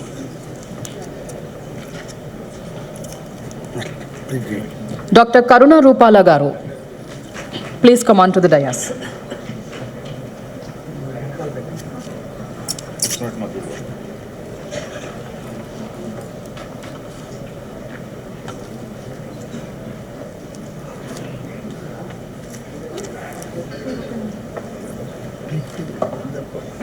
Dr. A. Vijay Lakshmi Garu.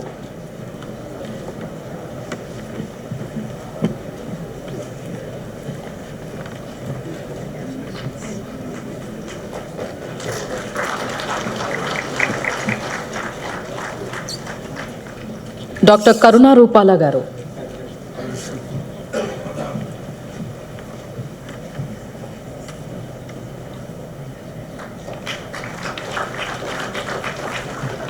Dr. K. Srinivasrao Garu, please come on to the dais.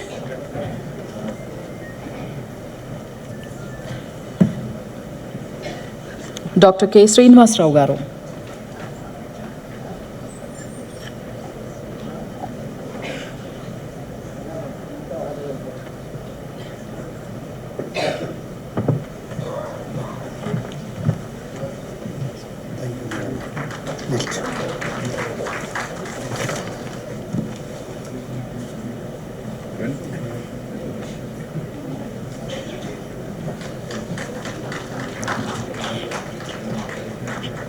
Thank you, ma'am. Thank you so much.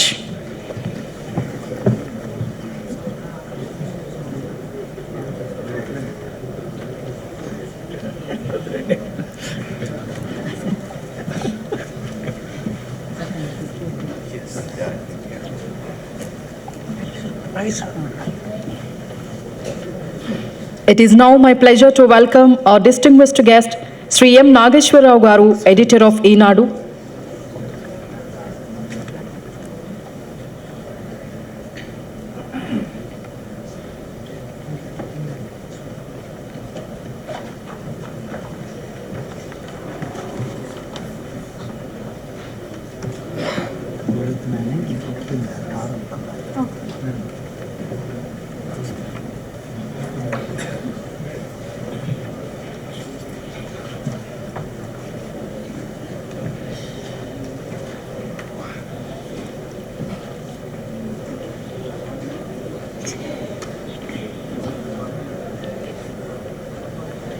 So, it is now my pleasure to welcome our distinguished guest, Sri M. Nageshwarrao Garu, editor of Eenadu, and invite him to share his address with us. We are eager to hear his thoughts and benefit from his vast experience in journalism.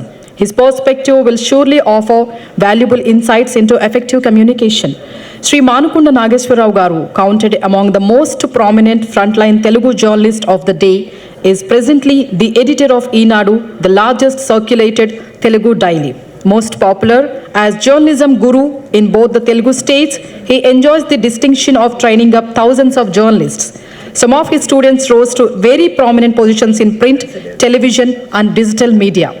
So please.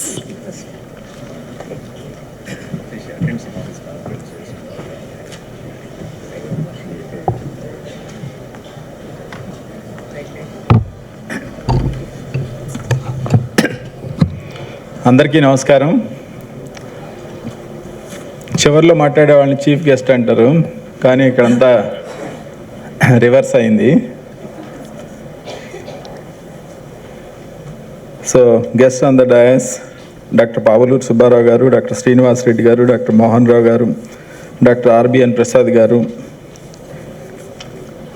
Shri CL Narasimha Rao గారు, esteemed scientist, teachers, academicians, science communicators, colleagues from the media, research scholars and students.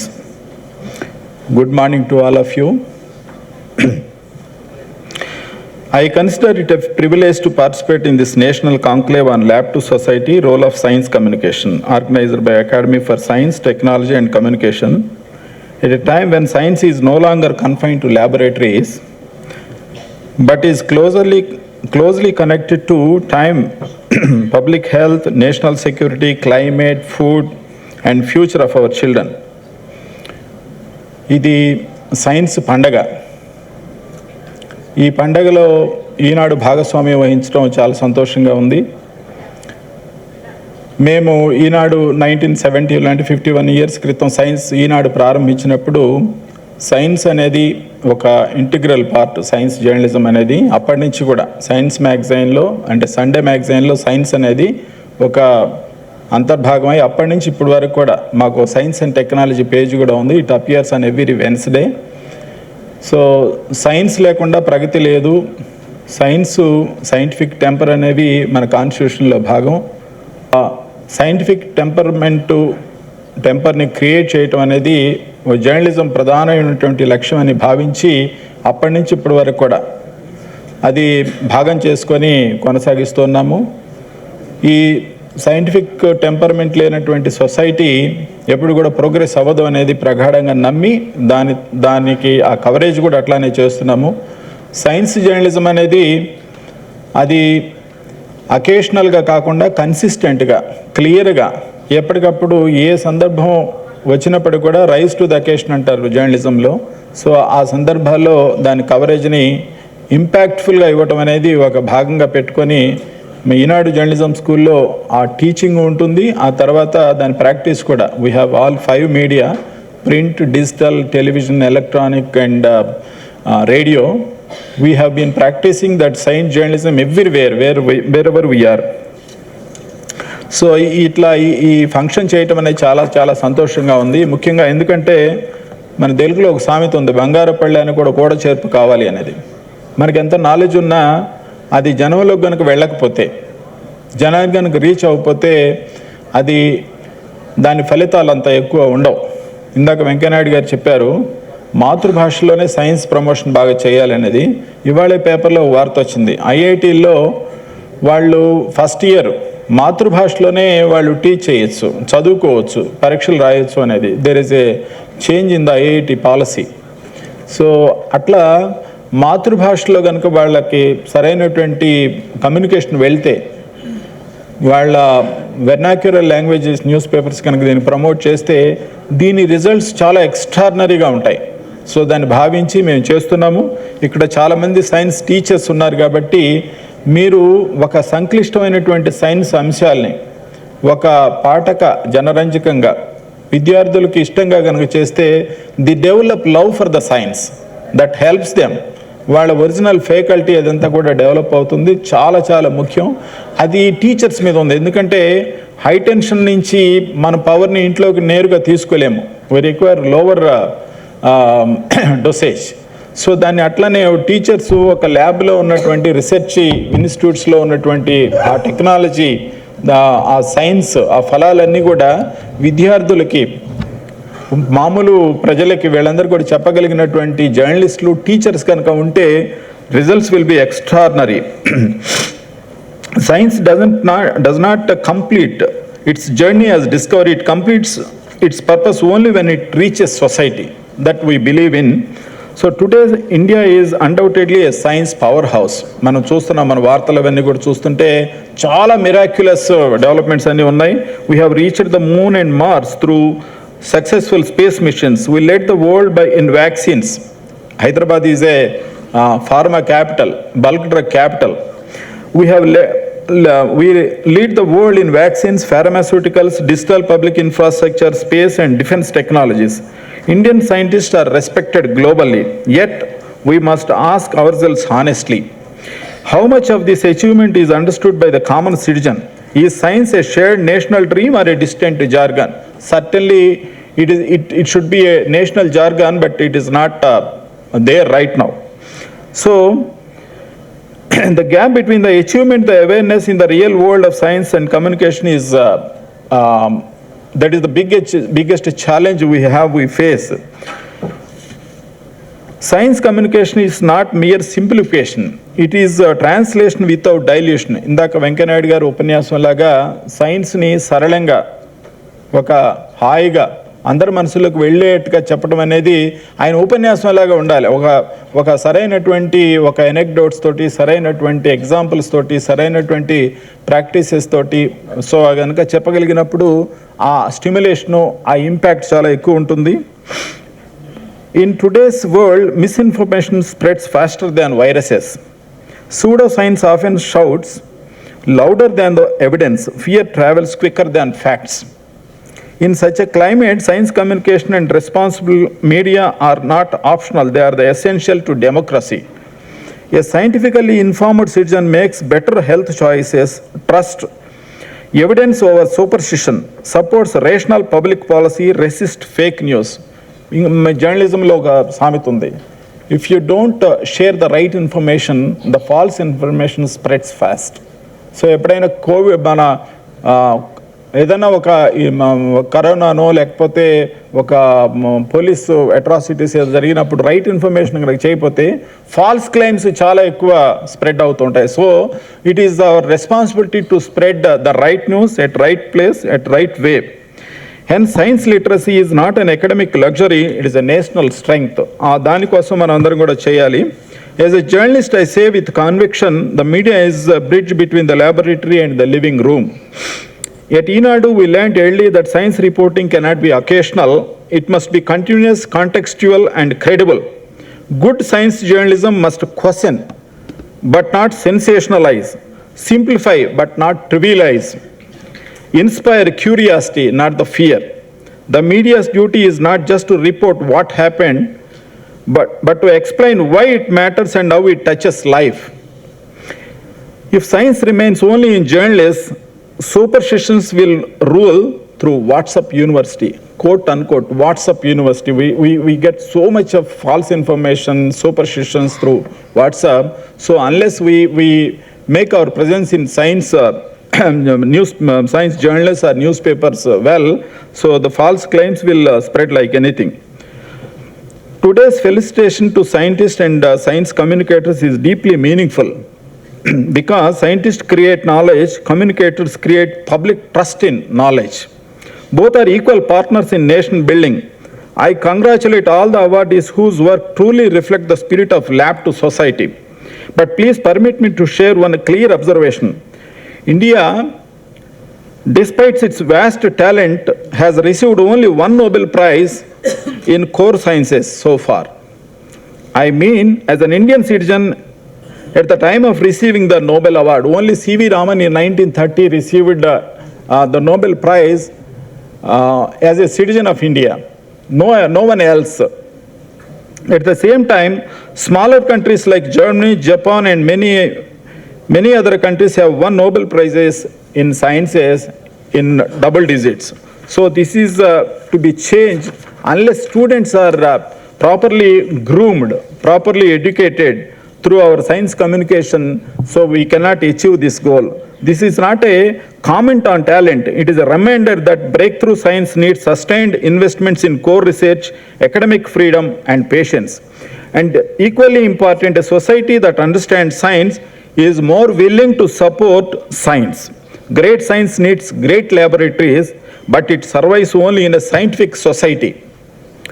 I would like to place 3 brief suggestions before this August gathering because there are so many learned people, scientists, there are communicators, there are great people who are working in the laboratory. So I have a few suggestions. Scientists should speak beyond conferences. They should not confine to only laboratories and also to the conferences. They should work beyond conferences. They need to engage with the schools, communities, and the media. They must be accessible to all the media, all the top scientists who are working in the laboratories must be accessible and to explain in an easy way to the journalists. And media and communicators should invest in a dedicated science desk. We have a dedicated correspondent, one Mr. Suresh is moving around here. He is full-time science journalist, and we have a couple of other people are also in the pipeline. And we are going to plan one science desk. We have business, sports, and women, and every area, but we need a dedicated science desk in each and every newspaper. And strengthen evidence-based reporting, that is also science, that is very important. Institutions and policymakers should treat science communication as a discipline. Not only science, even science communication is also a discipline. Found outreach as seriously as reach, but that the academic institutions and the research labs, they also should have should find a way to communicate, to outreach people in a meaningful way. Let me conclude with a simple thought. A discovery that is not communicated remains incomplete. A society that understands science becomes resilient. So science is necessary for that kind of good democracy. This conclave is not just an event, I believe. It is a reminder that India's journey from lab to society must be continuous, compassionate, and clear. That is most important. I thank the Academy for this timely initiative, and we wish this conclave every success. Thank you very much. Jai Hind. Thank you. Thank you, sir, for your thoughtful message about the significance of science communication, especially in making science more accessible to the public. I am pleased to invite today's distinguished guest, Dr. D. Srinivas Reddy Garu, Director of CSIR, Indian Institute of Chemical Technology, to deliver his message.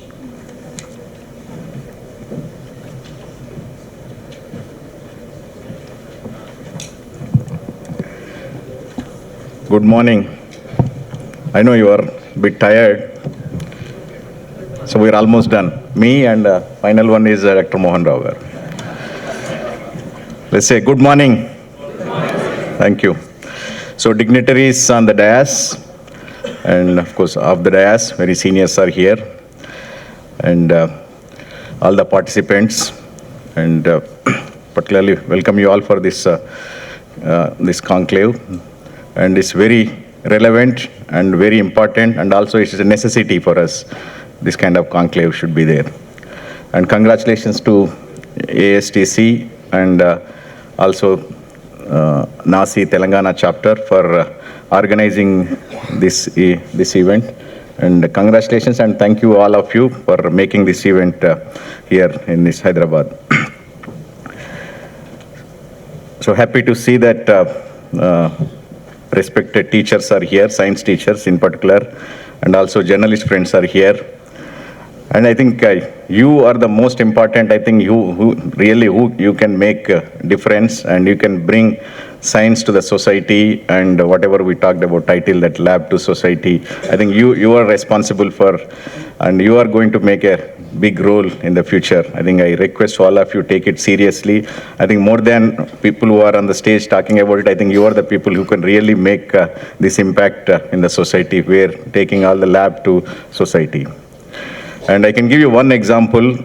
Shri Pallav Baglaji is here. He's a science journalist and communicator who really makes really good stories, because I personally connected with him when I was working in Jammu Kashmir. So there, you can also Google it and see there is something called Purple Revolution. So that's related to lavender oil cultivation. I think who made, Pallav Baglaji really made that very popular thing, and also making popular, let people know about this kind of what is happening there. So these are things I think really play a role, and of course he has been contributing to several stories, and even now I think presently engaged with space programs and other related programs. Probably he is going to talk more about that one. And Venkaya Naidu ji also told about local language. I think that is also important. I think we all should play a role and in educating people in local languages, whichever area you belong to.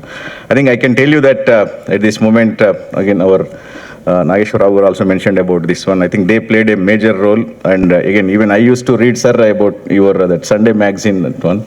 So I used to look for that Sunday's magazine. And I can tell you that I can tell you proudly that I am from Telugu medium.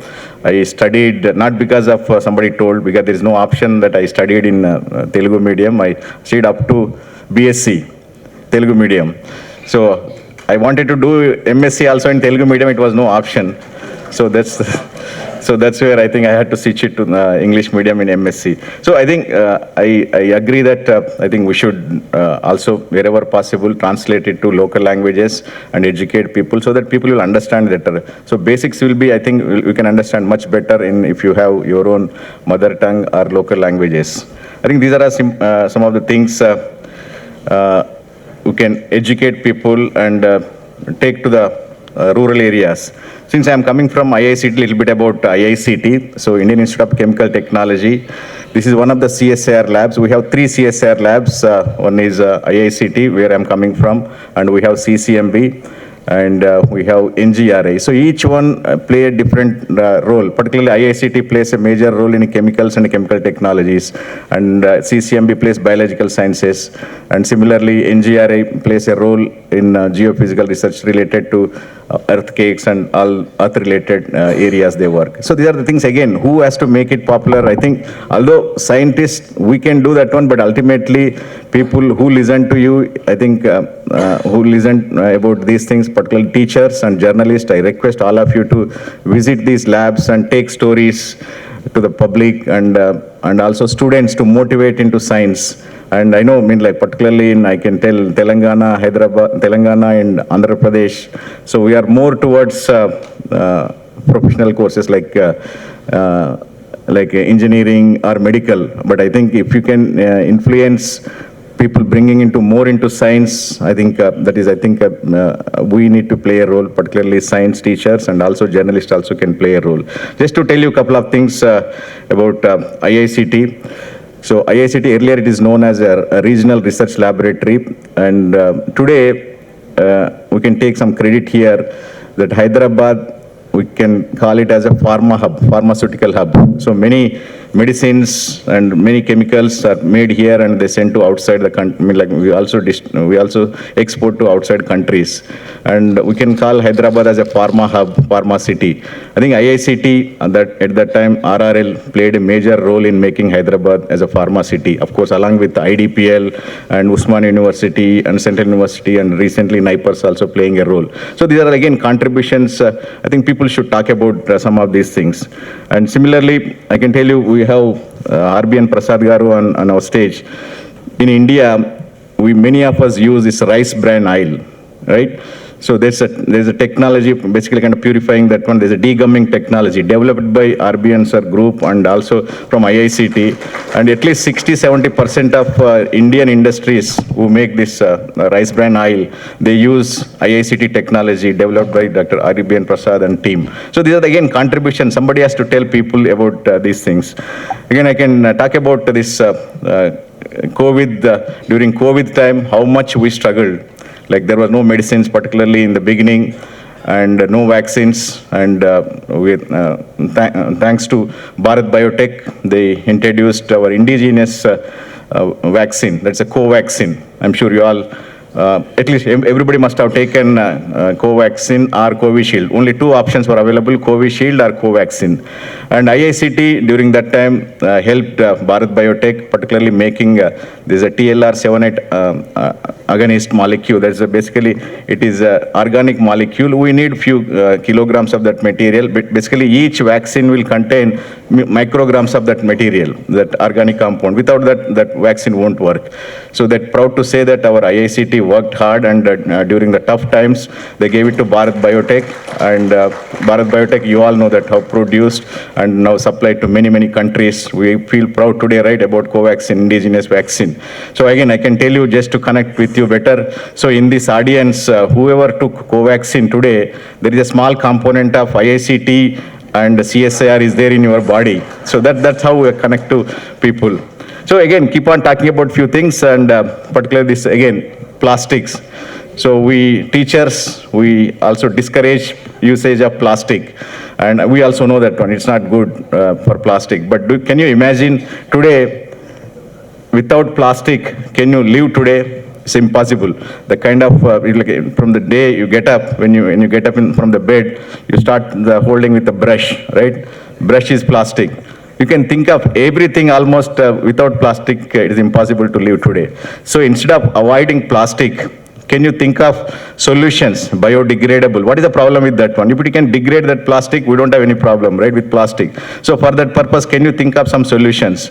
So I can proudly say that recently IICT developed a technology, and which basically that is a biodegradable plastics we developed, and we transfer technology to one Greenworks Bio, one small company, and they produce, again, further work as to cost effectiveness also we need to improve that one.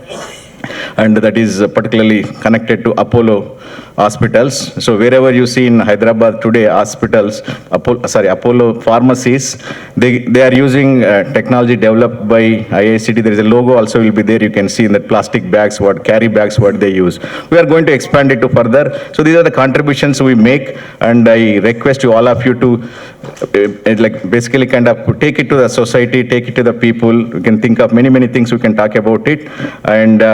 And futuristic, again, what is coming from IICT, you can talk, just to tell you one thing.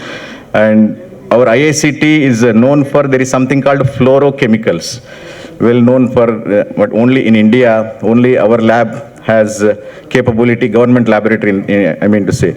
So has been doing research in fluorochemicals. Fluoro means like we can understand about chemistry, there's a fluorine atom, F. So that fluorochemicals are very, very important. And we have been using different fluorocarbons, right? Fluorochlorocarbons. So these are all phasing out. So new generation, this basically because of this danger with our depletion of ozone layers. So there is a phasing out of those fluorochemicals, hydrofluorocarbons are coming. There is something called HFOs. There is hydrofluoroolefins. That's a new generation refrigerants. So then India, there's no option right now. So we are working on this one. We develop technology. Hopefully that is going to be the very futuristic, and we are happy to inform you that we are making good progress in that one. Hopefully in soon we are going to like basically once it is developed, we'll put it into the public domain. So these are the things we are working on this one. Now particularly I request teachers to motivate students to come to the science, tell about the stories of what not only Indian scientists are working on this one, what laboratories are working. I request you all to visit the labs and make like a science, instead of excursion and other places, you can make a science tours. You can bring it to the labs and show them and interact with our scientists. I'm sure they will get impressed when they know about these stories. I'm sure they can do, they will come to the science.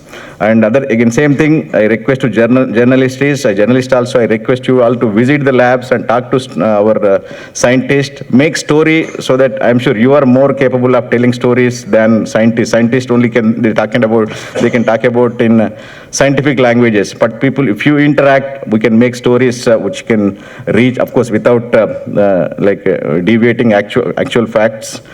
And I request you all to interact with our scientists and scientific community and students. I'm sure we can make really, really big impact. Again, with this, I request once again both the teachers and journalist friends, request you all to keep the momentum. I'm sure recent times you are doing good, and I would like to see more penetration into scientific labs, and come to us, we'll interact with us. Thank you very much. Thank you, sir. I invite Dr. C.H. Mohan Rao Garu, Chairman of Scientific Advisory Council of ASTC, Chairman, NASI, Telangana Chapter, Senior Professor Emeritus, BITS Pilani, Hyderabad, and former Director of CSIR CCMB to deliver presidential remarks. Dear friends, as Dr. Srinivas Reddy mentioned, I also studied up to BSc in Telugu medium. From Hyderabad, from Warangal and nearby places. It's no problem studying in Telugu because people used to say at the time that if you study in Telugu, you will not be able to communicate well outside and all, but we have fairly done well. So that should not be a problem. Science is a proven tool of social transformation. But this transformation can only happen if the solutions of science or the developments of science are communicated to the people. So science communication and science research, basically, both are very critical aspects, and I'm very happy that we are able to organize this meeting, particularly with the help of INADU. I think INADU and places like that, they should join us our hands. That's the only way we can really achieve it. And we are very happy that these people have joined us. The conclave name has, it says that Lab to Society, Role of Science Communication in Viksit Bharat. Lab to Society, it has two components. One is Lab to Society research is essentially deals with basic fundamental research going for application. That's one aspect of it. In that, science communication has very little or no role at all. The second part is this knowledge, what we developed, how it will be utilizable or usable by the public, and what is the solution available. That communication is very, very critical. I think that's what all press people and people like Pallav sitting here will be or should be doing it, and they are doing exceedingly well. Now, for example, basic science and and communication, if you talk about RT-PCR, okay, this RT-PCR has become a household name after a pandemic. Okay? But what is RT-PCR? Now there is to do the PCR reaction, the scientists have studied, discovered double helical structure of DNA, then its sequence, then method of making small primers, and method of carrying out amplification. All this was done long time ago. Nothing to do with the society, nothing to do with the public. It's just a science laboratory activity. But when the pandemic came in, when this is utilized by people and communicated over press, media, everywhere, everybody talked about it. Now every household knows RT-PCR, not only RT-PCR, they know CT values. And they can talk about CT value, high or low and everything. All this happened suddenly because of massive communication that really took place. It's very, very important. And also it should be, science communication should be done by the people who actually understand science. Not that they read from book and again write some article like that. The reason is that half knowledge of misinformation is very, very dangerous. I'll give you one example. Several years ago, maybe I don't remember, maybe 15, 20 years ago, in Telangana region, one of the AIDS patient in a village, one of the AIDS patient was burnt alive. In Telangana region, one of the AIDS patient. Why? Village people knew that AIDS is a very dangerous disease. This much communication has come to them. Science communication has reached them to tell that AIDS is extremely dangerous, this thing, and it can cause havoc. But they did not know that it doesn't cause havoc unless you invite it. By touching, by hand holding, or sitting near to that person, nothing happens. So this information was missing. So it means half knowledge is the one which killed a human being. So now we should be careful that what we are communicating is proper and correct, and the half knowledge should be avoided. And particularly after the WhatsApp came in, WhatsApp is really putting junk on the media. Everybody says everything.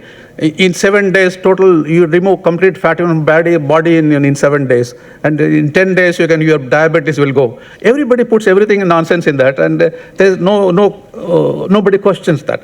I think this kind of pseudoscience must be immediately stopped. So what we can do, all the science communicating people or the people who can see the reason in that, logic in that, should immediately do the fact check.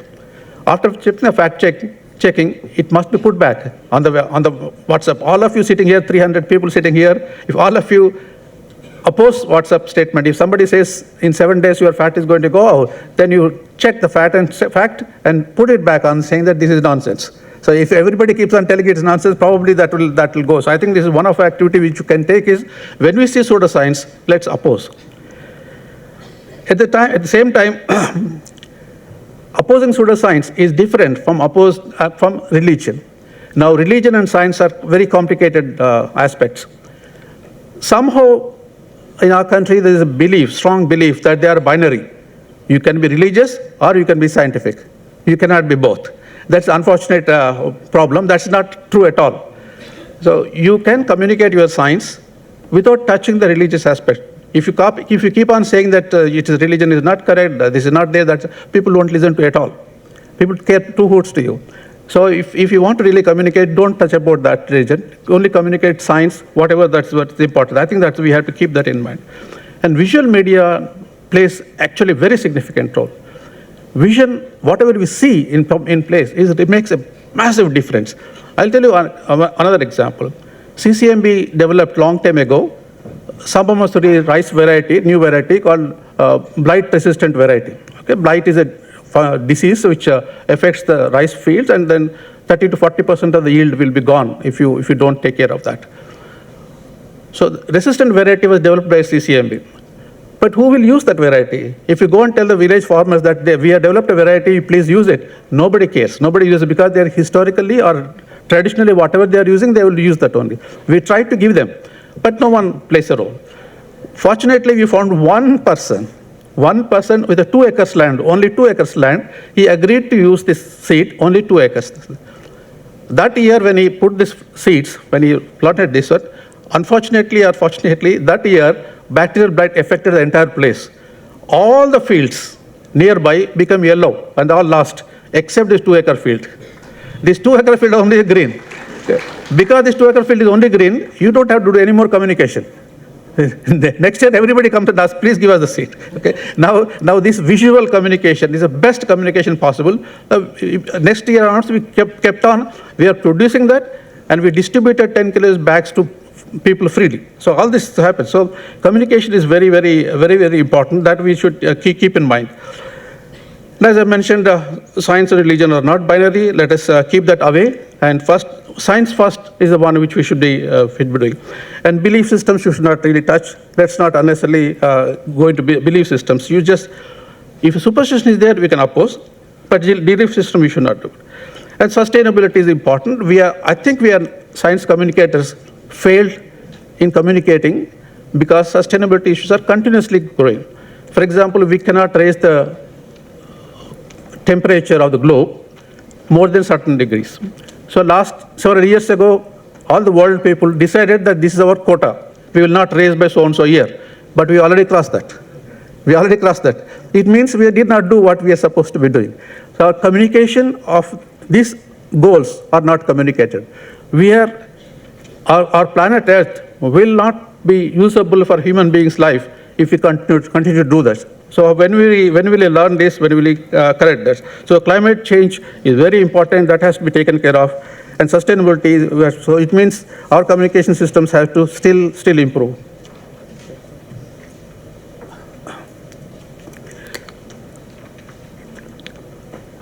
Science alone, and just science alone, I don't care about anything, is not going to work. I tell this many times, and many science communication district feels that I will go by science, and any of your beliefs, religion, or things, I don't care, this is not correct. That's not the way it works.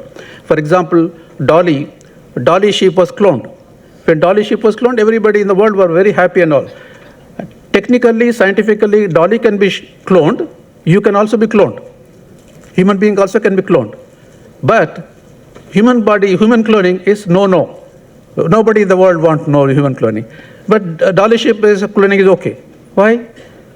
These are value systems. Now value systems will come into picture. We cannot avoid. So human values are to be considered, and that is very important that we give equal value to the belief systems, opinions, traditional values, and then communicate science so that they'll be benefited. Slowly things will change. But if you start using a binary approach, it is less likely that we will be able to do any change. Now, for example, people have a thorough confusion about artificial intelligence, what AI can do, what AI cannot do. Today, everything is AI. I see that even when you come on the road, you can see that medical doctors putting up boards saying that artificial intelligence assisted surgery. Now I have to see some artificial intelligence assisted barber shop. So now this artificial intelligence is becoming so much, but people seem to be misunderstanding artificial intelligence. What artificial intelligence can do, I think we should communicate, and some people also have scare about the world. This also should be taken care of. Quantum computation. Quantum computation has become a big word everywhere. People seem to think that quantum computation is the fastest computation available. It will be supercomputer is nothing at all compared to this, and quantum computer will be fantastic. That's not true at all. Quantum computation can do few jobs much faster than supercomputers, but it cannot do many jobs faster. For example, if you want to use word processing, make a PowerPoint, make a movie, quantum computer will be slower. It will not do anything. Quantum computer will be doing some solutions which are not really possible for the normal thing. These ideas about quantum computation, all this has to be percolated to very younger generation, because the old people will be resistant to change, resistant to thinking. But a younger generation, below 25 to 35 years speed, will be very vibrant, and they will be willing to change, willing to do anything like that. And we should, India has such a big population, so we should be able to use them by giving information to them correctly. So science population is very, very important. And one more small aspect, I just say that in close, is that publishing something in the science journals or newspapers alone is not going to be useful. That is one directional information flow. You are preaching. Continuous preaching is not going to work. So it has to be two-way communication. As Soumya was mentioning, that listen to the society. Okay, how do we listen to society? That has to be developed. And as Inadu editor was mentioning, if a science desk or something like that, there is a question answer session or participatory questions. That if that increases, I'm sure something more can be done. Such also science lectures can be organized. Town halls can be organized. In towns, we can have a public lectures. We have to improve science communication in our country significantly. We can do that. Is example that RT-PCR everybody in India knows now. Now, mobile phone knowledge everybody knows. So it means it is not impossible. We can do that. Only we should have a determination to do that. And I'm sure such meetings will help us rededicate ourselves, and we'll try and see how best we can do. And I appeal to all the people who are sitting here, wherever you find something in the WhatsApp, at least start opposing and start playing your role in science communication. Thank you.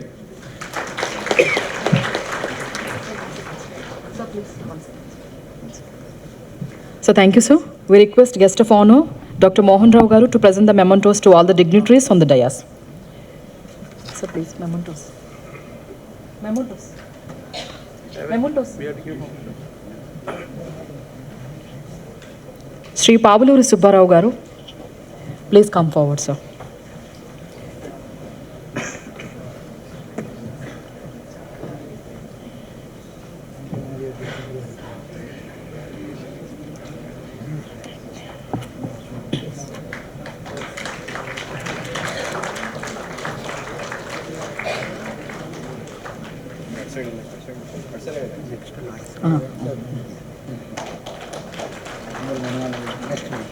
Shri M. Nageshwarrao garu, sir, please come forward, sir. So please, sir. We are the host.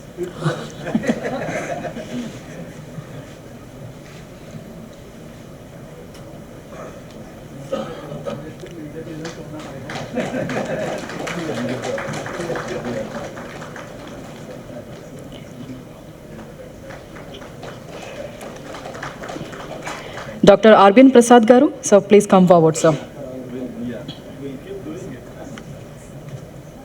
Prasad garu. అయిపోయింది.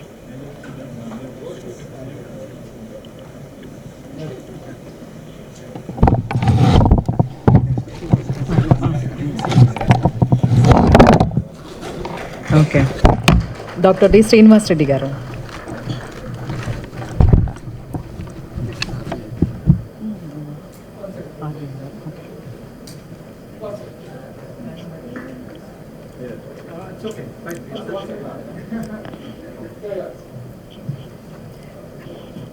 Dr. Arbin Prasad garu.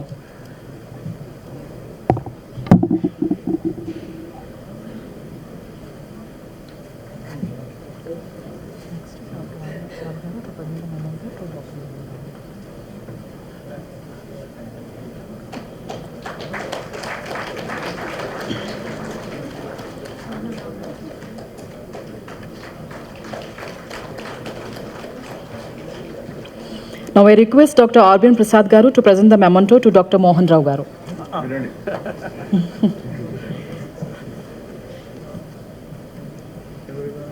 Arbin garu, Mohan Rao sir. Golaram next. అయిపోయింది sir, అయిపోయింది. So next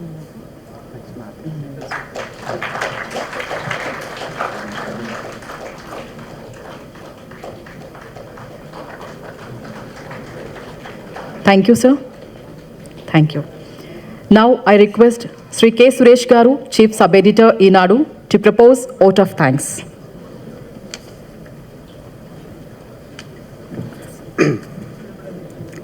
Esteemed dignitaries, distinguished guests, respected colleagues, and dear participants. It is both an honor and a privilege to propose the vote of thanks at the conclusion of this inauguration of the National Conclave on Science and Science Communication. Today's gathering has truly been a celebration of ideas, insights, and inspiration, reflecting our shared commitment to strengthening the bridge between science and society. We express our deepest gratitude to Sri Mupavapu Venkaiah Naidu garu, Honorable 13th Vice President of India, for gracing this conclave as guest of honor. Sir, your visionary address and your unwavering advocacy for science, education, and national development have profoundly enriched this occasion. Our heartfelt thanks to Dr. Soumya Swaminathan Madam, Chair, MS Swaminathan Research Foundation, for her insightful and inspiring message. We extend our sincere appreciation to our special guest, Sri M. Nageshwarrao garu, Editor, Enadu, Dr. Pavuluri Subbarao garu, CMD, Anant Technologies, Dr. C.H. Mohan Rao garu, Chairman, Scientific Advisory Council, ASTC, and Chairman of NASI Local Chapter, and Dr. D. Srinivas Reddy garu, Director, CSR, IICT. Your presence and perspectives have added immense value to this conclave. A special word of gratitude to our patron, Sri C.H. Kiran, Chairman and Managing Director, Enadu Group, for his generous support and encouragement for this event. His commitment to public-centered communication and nation building has been instrumental in shaping this event. ASTC gratefully acknowledges Enadu for collaborating in hosting this conclave and for kindly arranging refreshments and lunch. Our special thanks to Professor D. Balasubramanian, Dr. Siddhartha, Shri Pallav Bagla, Dr. Tangaraj, and Dr. Venkat Mohan for graciously accepting ASTC felicitations. We thank Dr. D. Raghunath Rao, Dr. D. Leela, and Dr. Kalachand Sain for authoring the highly informative ASTC communication booklets on cancer and gas hydrates. We extend our sincere appreciation to the esteemed chairpersons, speakers, and panelists to of all sessions. We sincerely thank Director Dr. Mrutyunjay Reddy, Secretary Dr. Shyam Kotari, Administrative Officer, and the technical staff of Birla Science Center for permitting to hold this beautiful auditorium and associated facilities.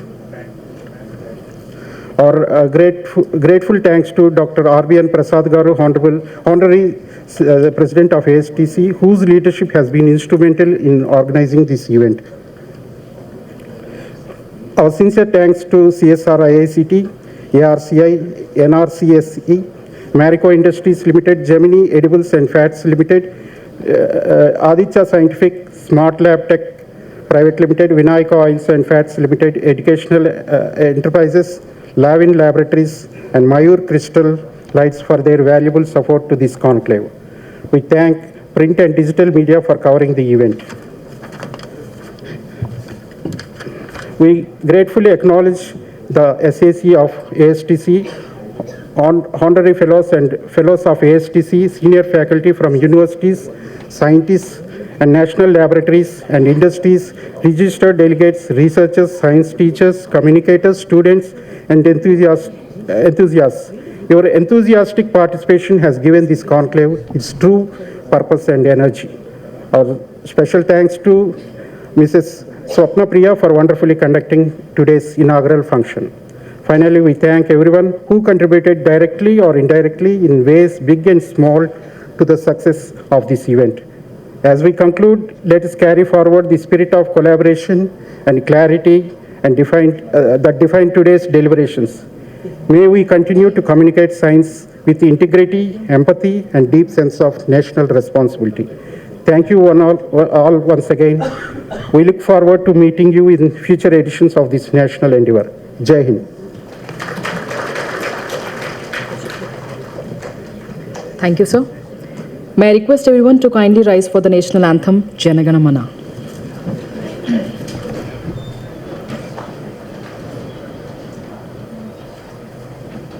Jana Gana मन अधिनायक जय हे भारत भाग्य विधाता पंजाब सिंध गुजरात मराठा द्राविड उत्कल बंगा विंध्य हिमाचल यमुना गंगा उच्चल जलधि तरंगा तव शुभ नामे जागे तव शुभ आशीष मागे गाहे तव जय गाथा जन गण मंगलदायक जय हे भारत भाग्य विधाता जय हे जय हे जय हे जय जय जय जय हे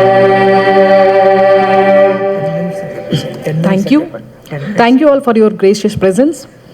Please join us for coffee break arranged adjacent area to the auditorium. After coffee break, I request everyone to reassemble after 15 minutes for the session 1. Thank you.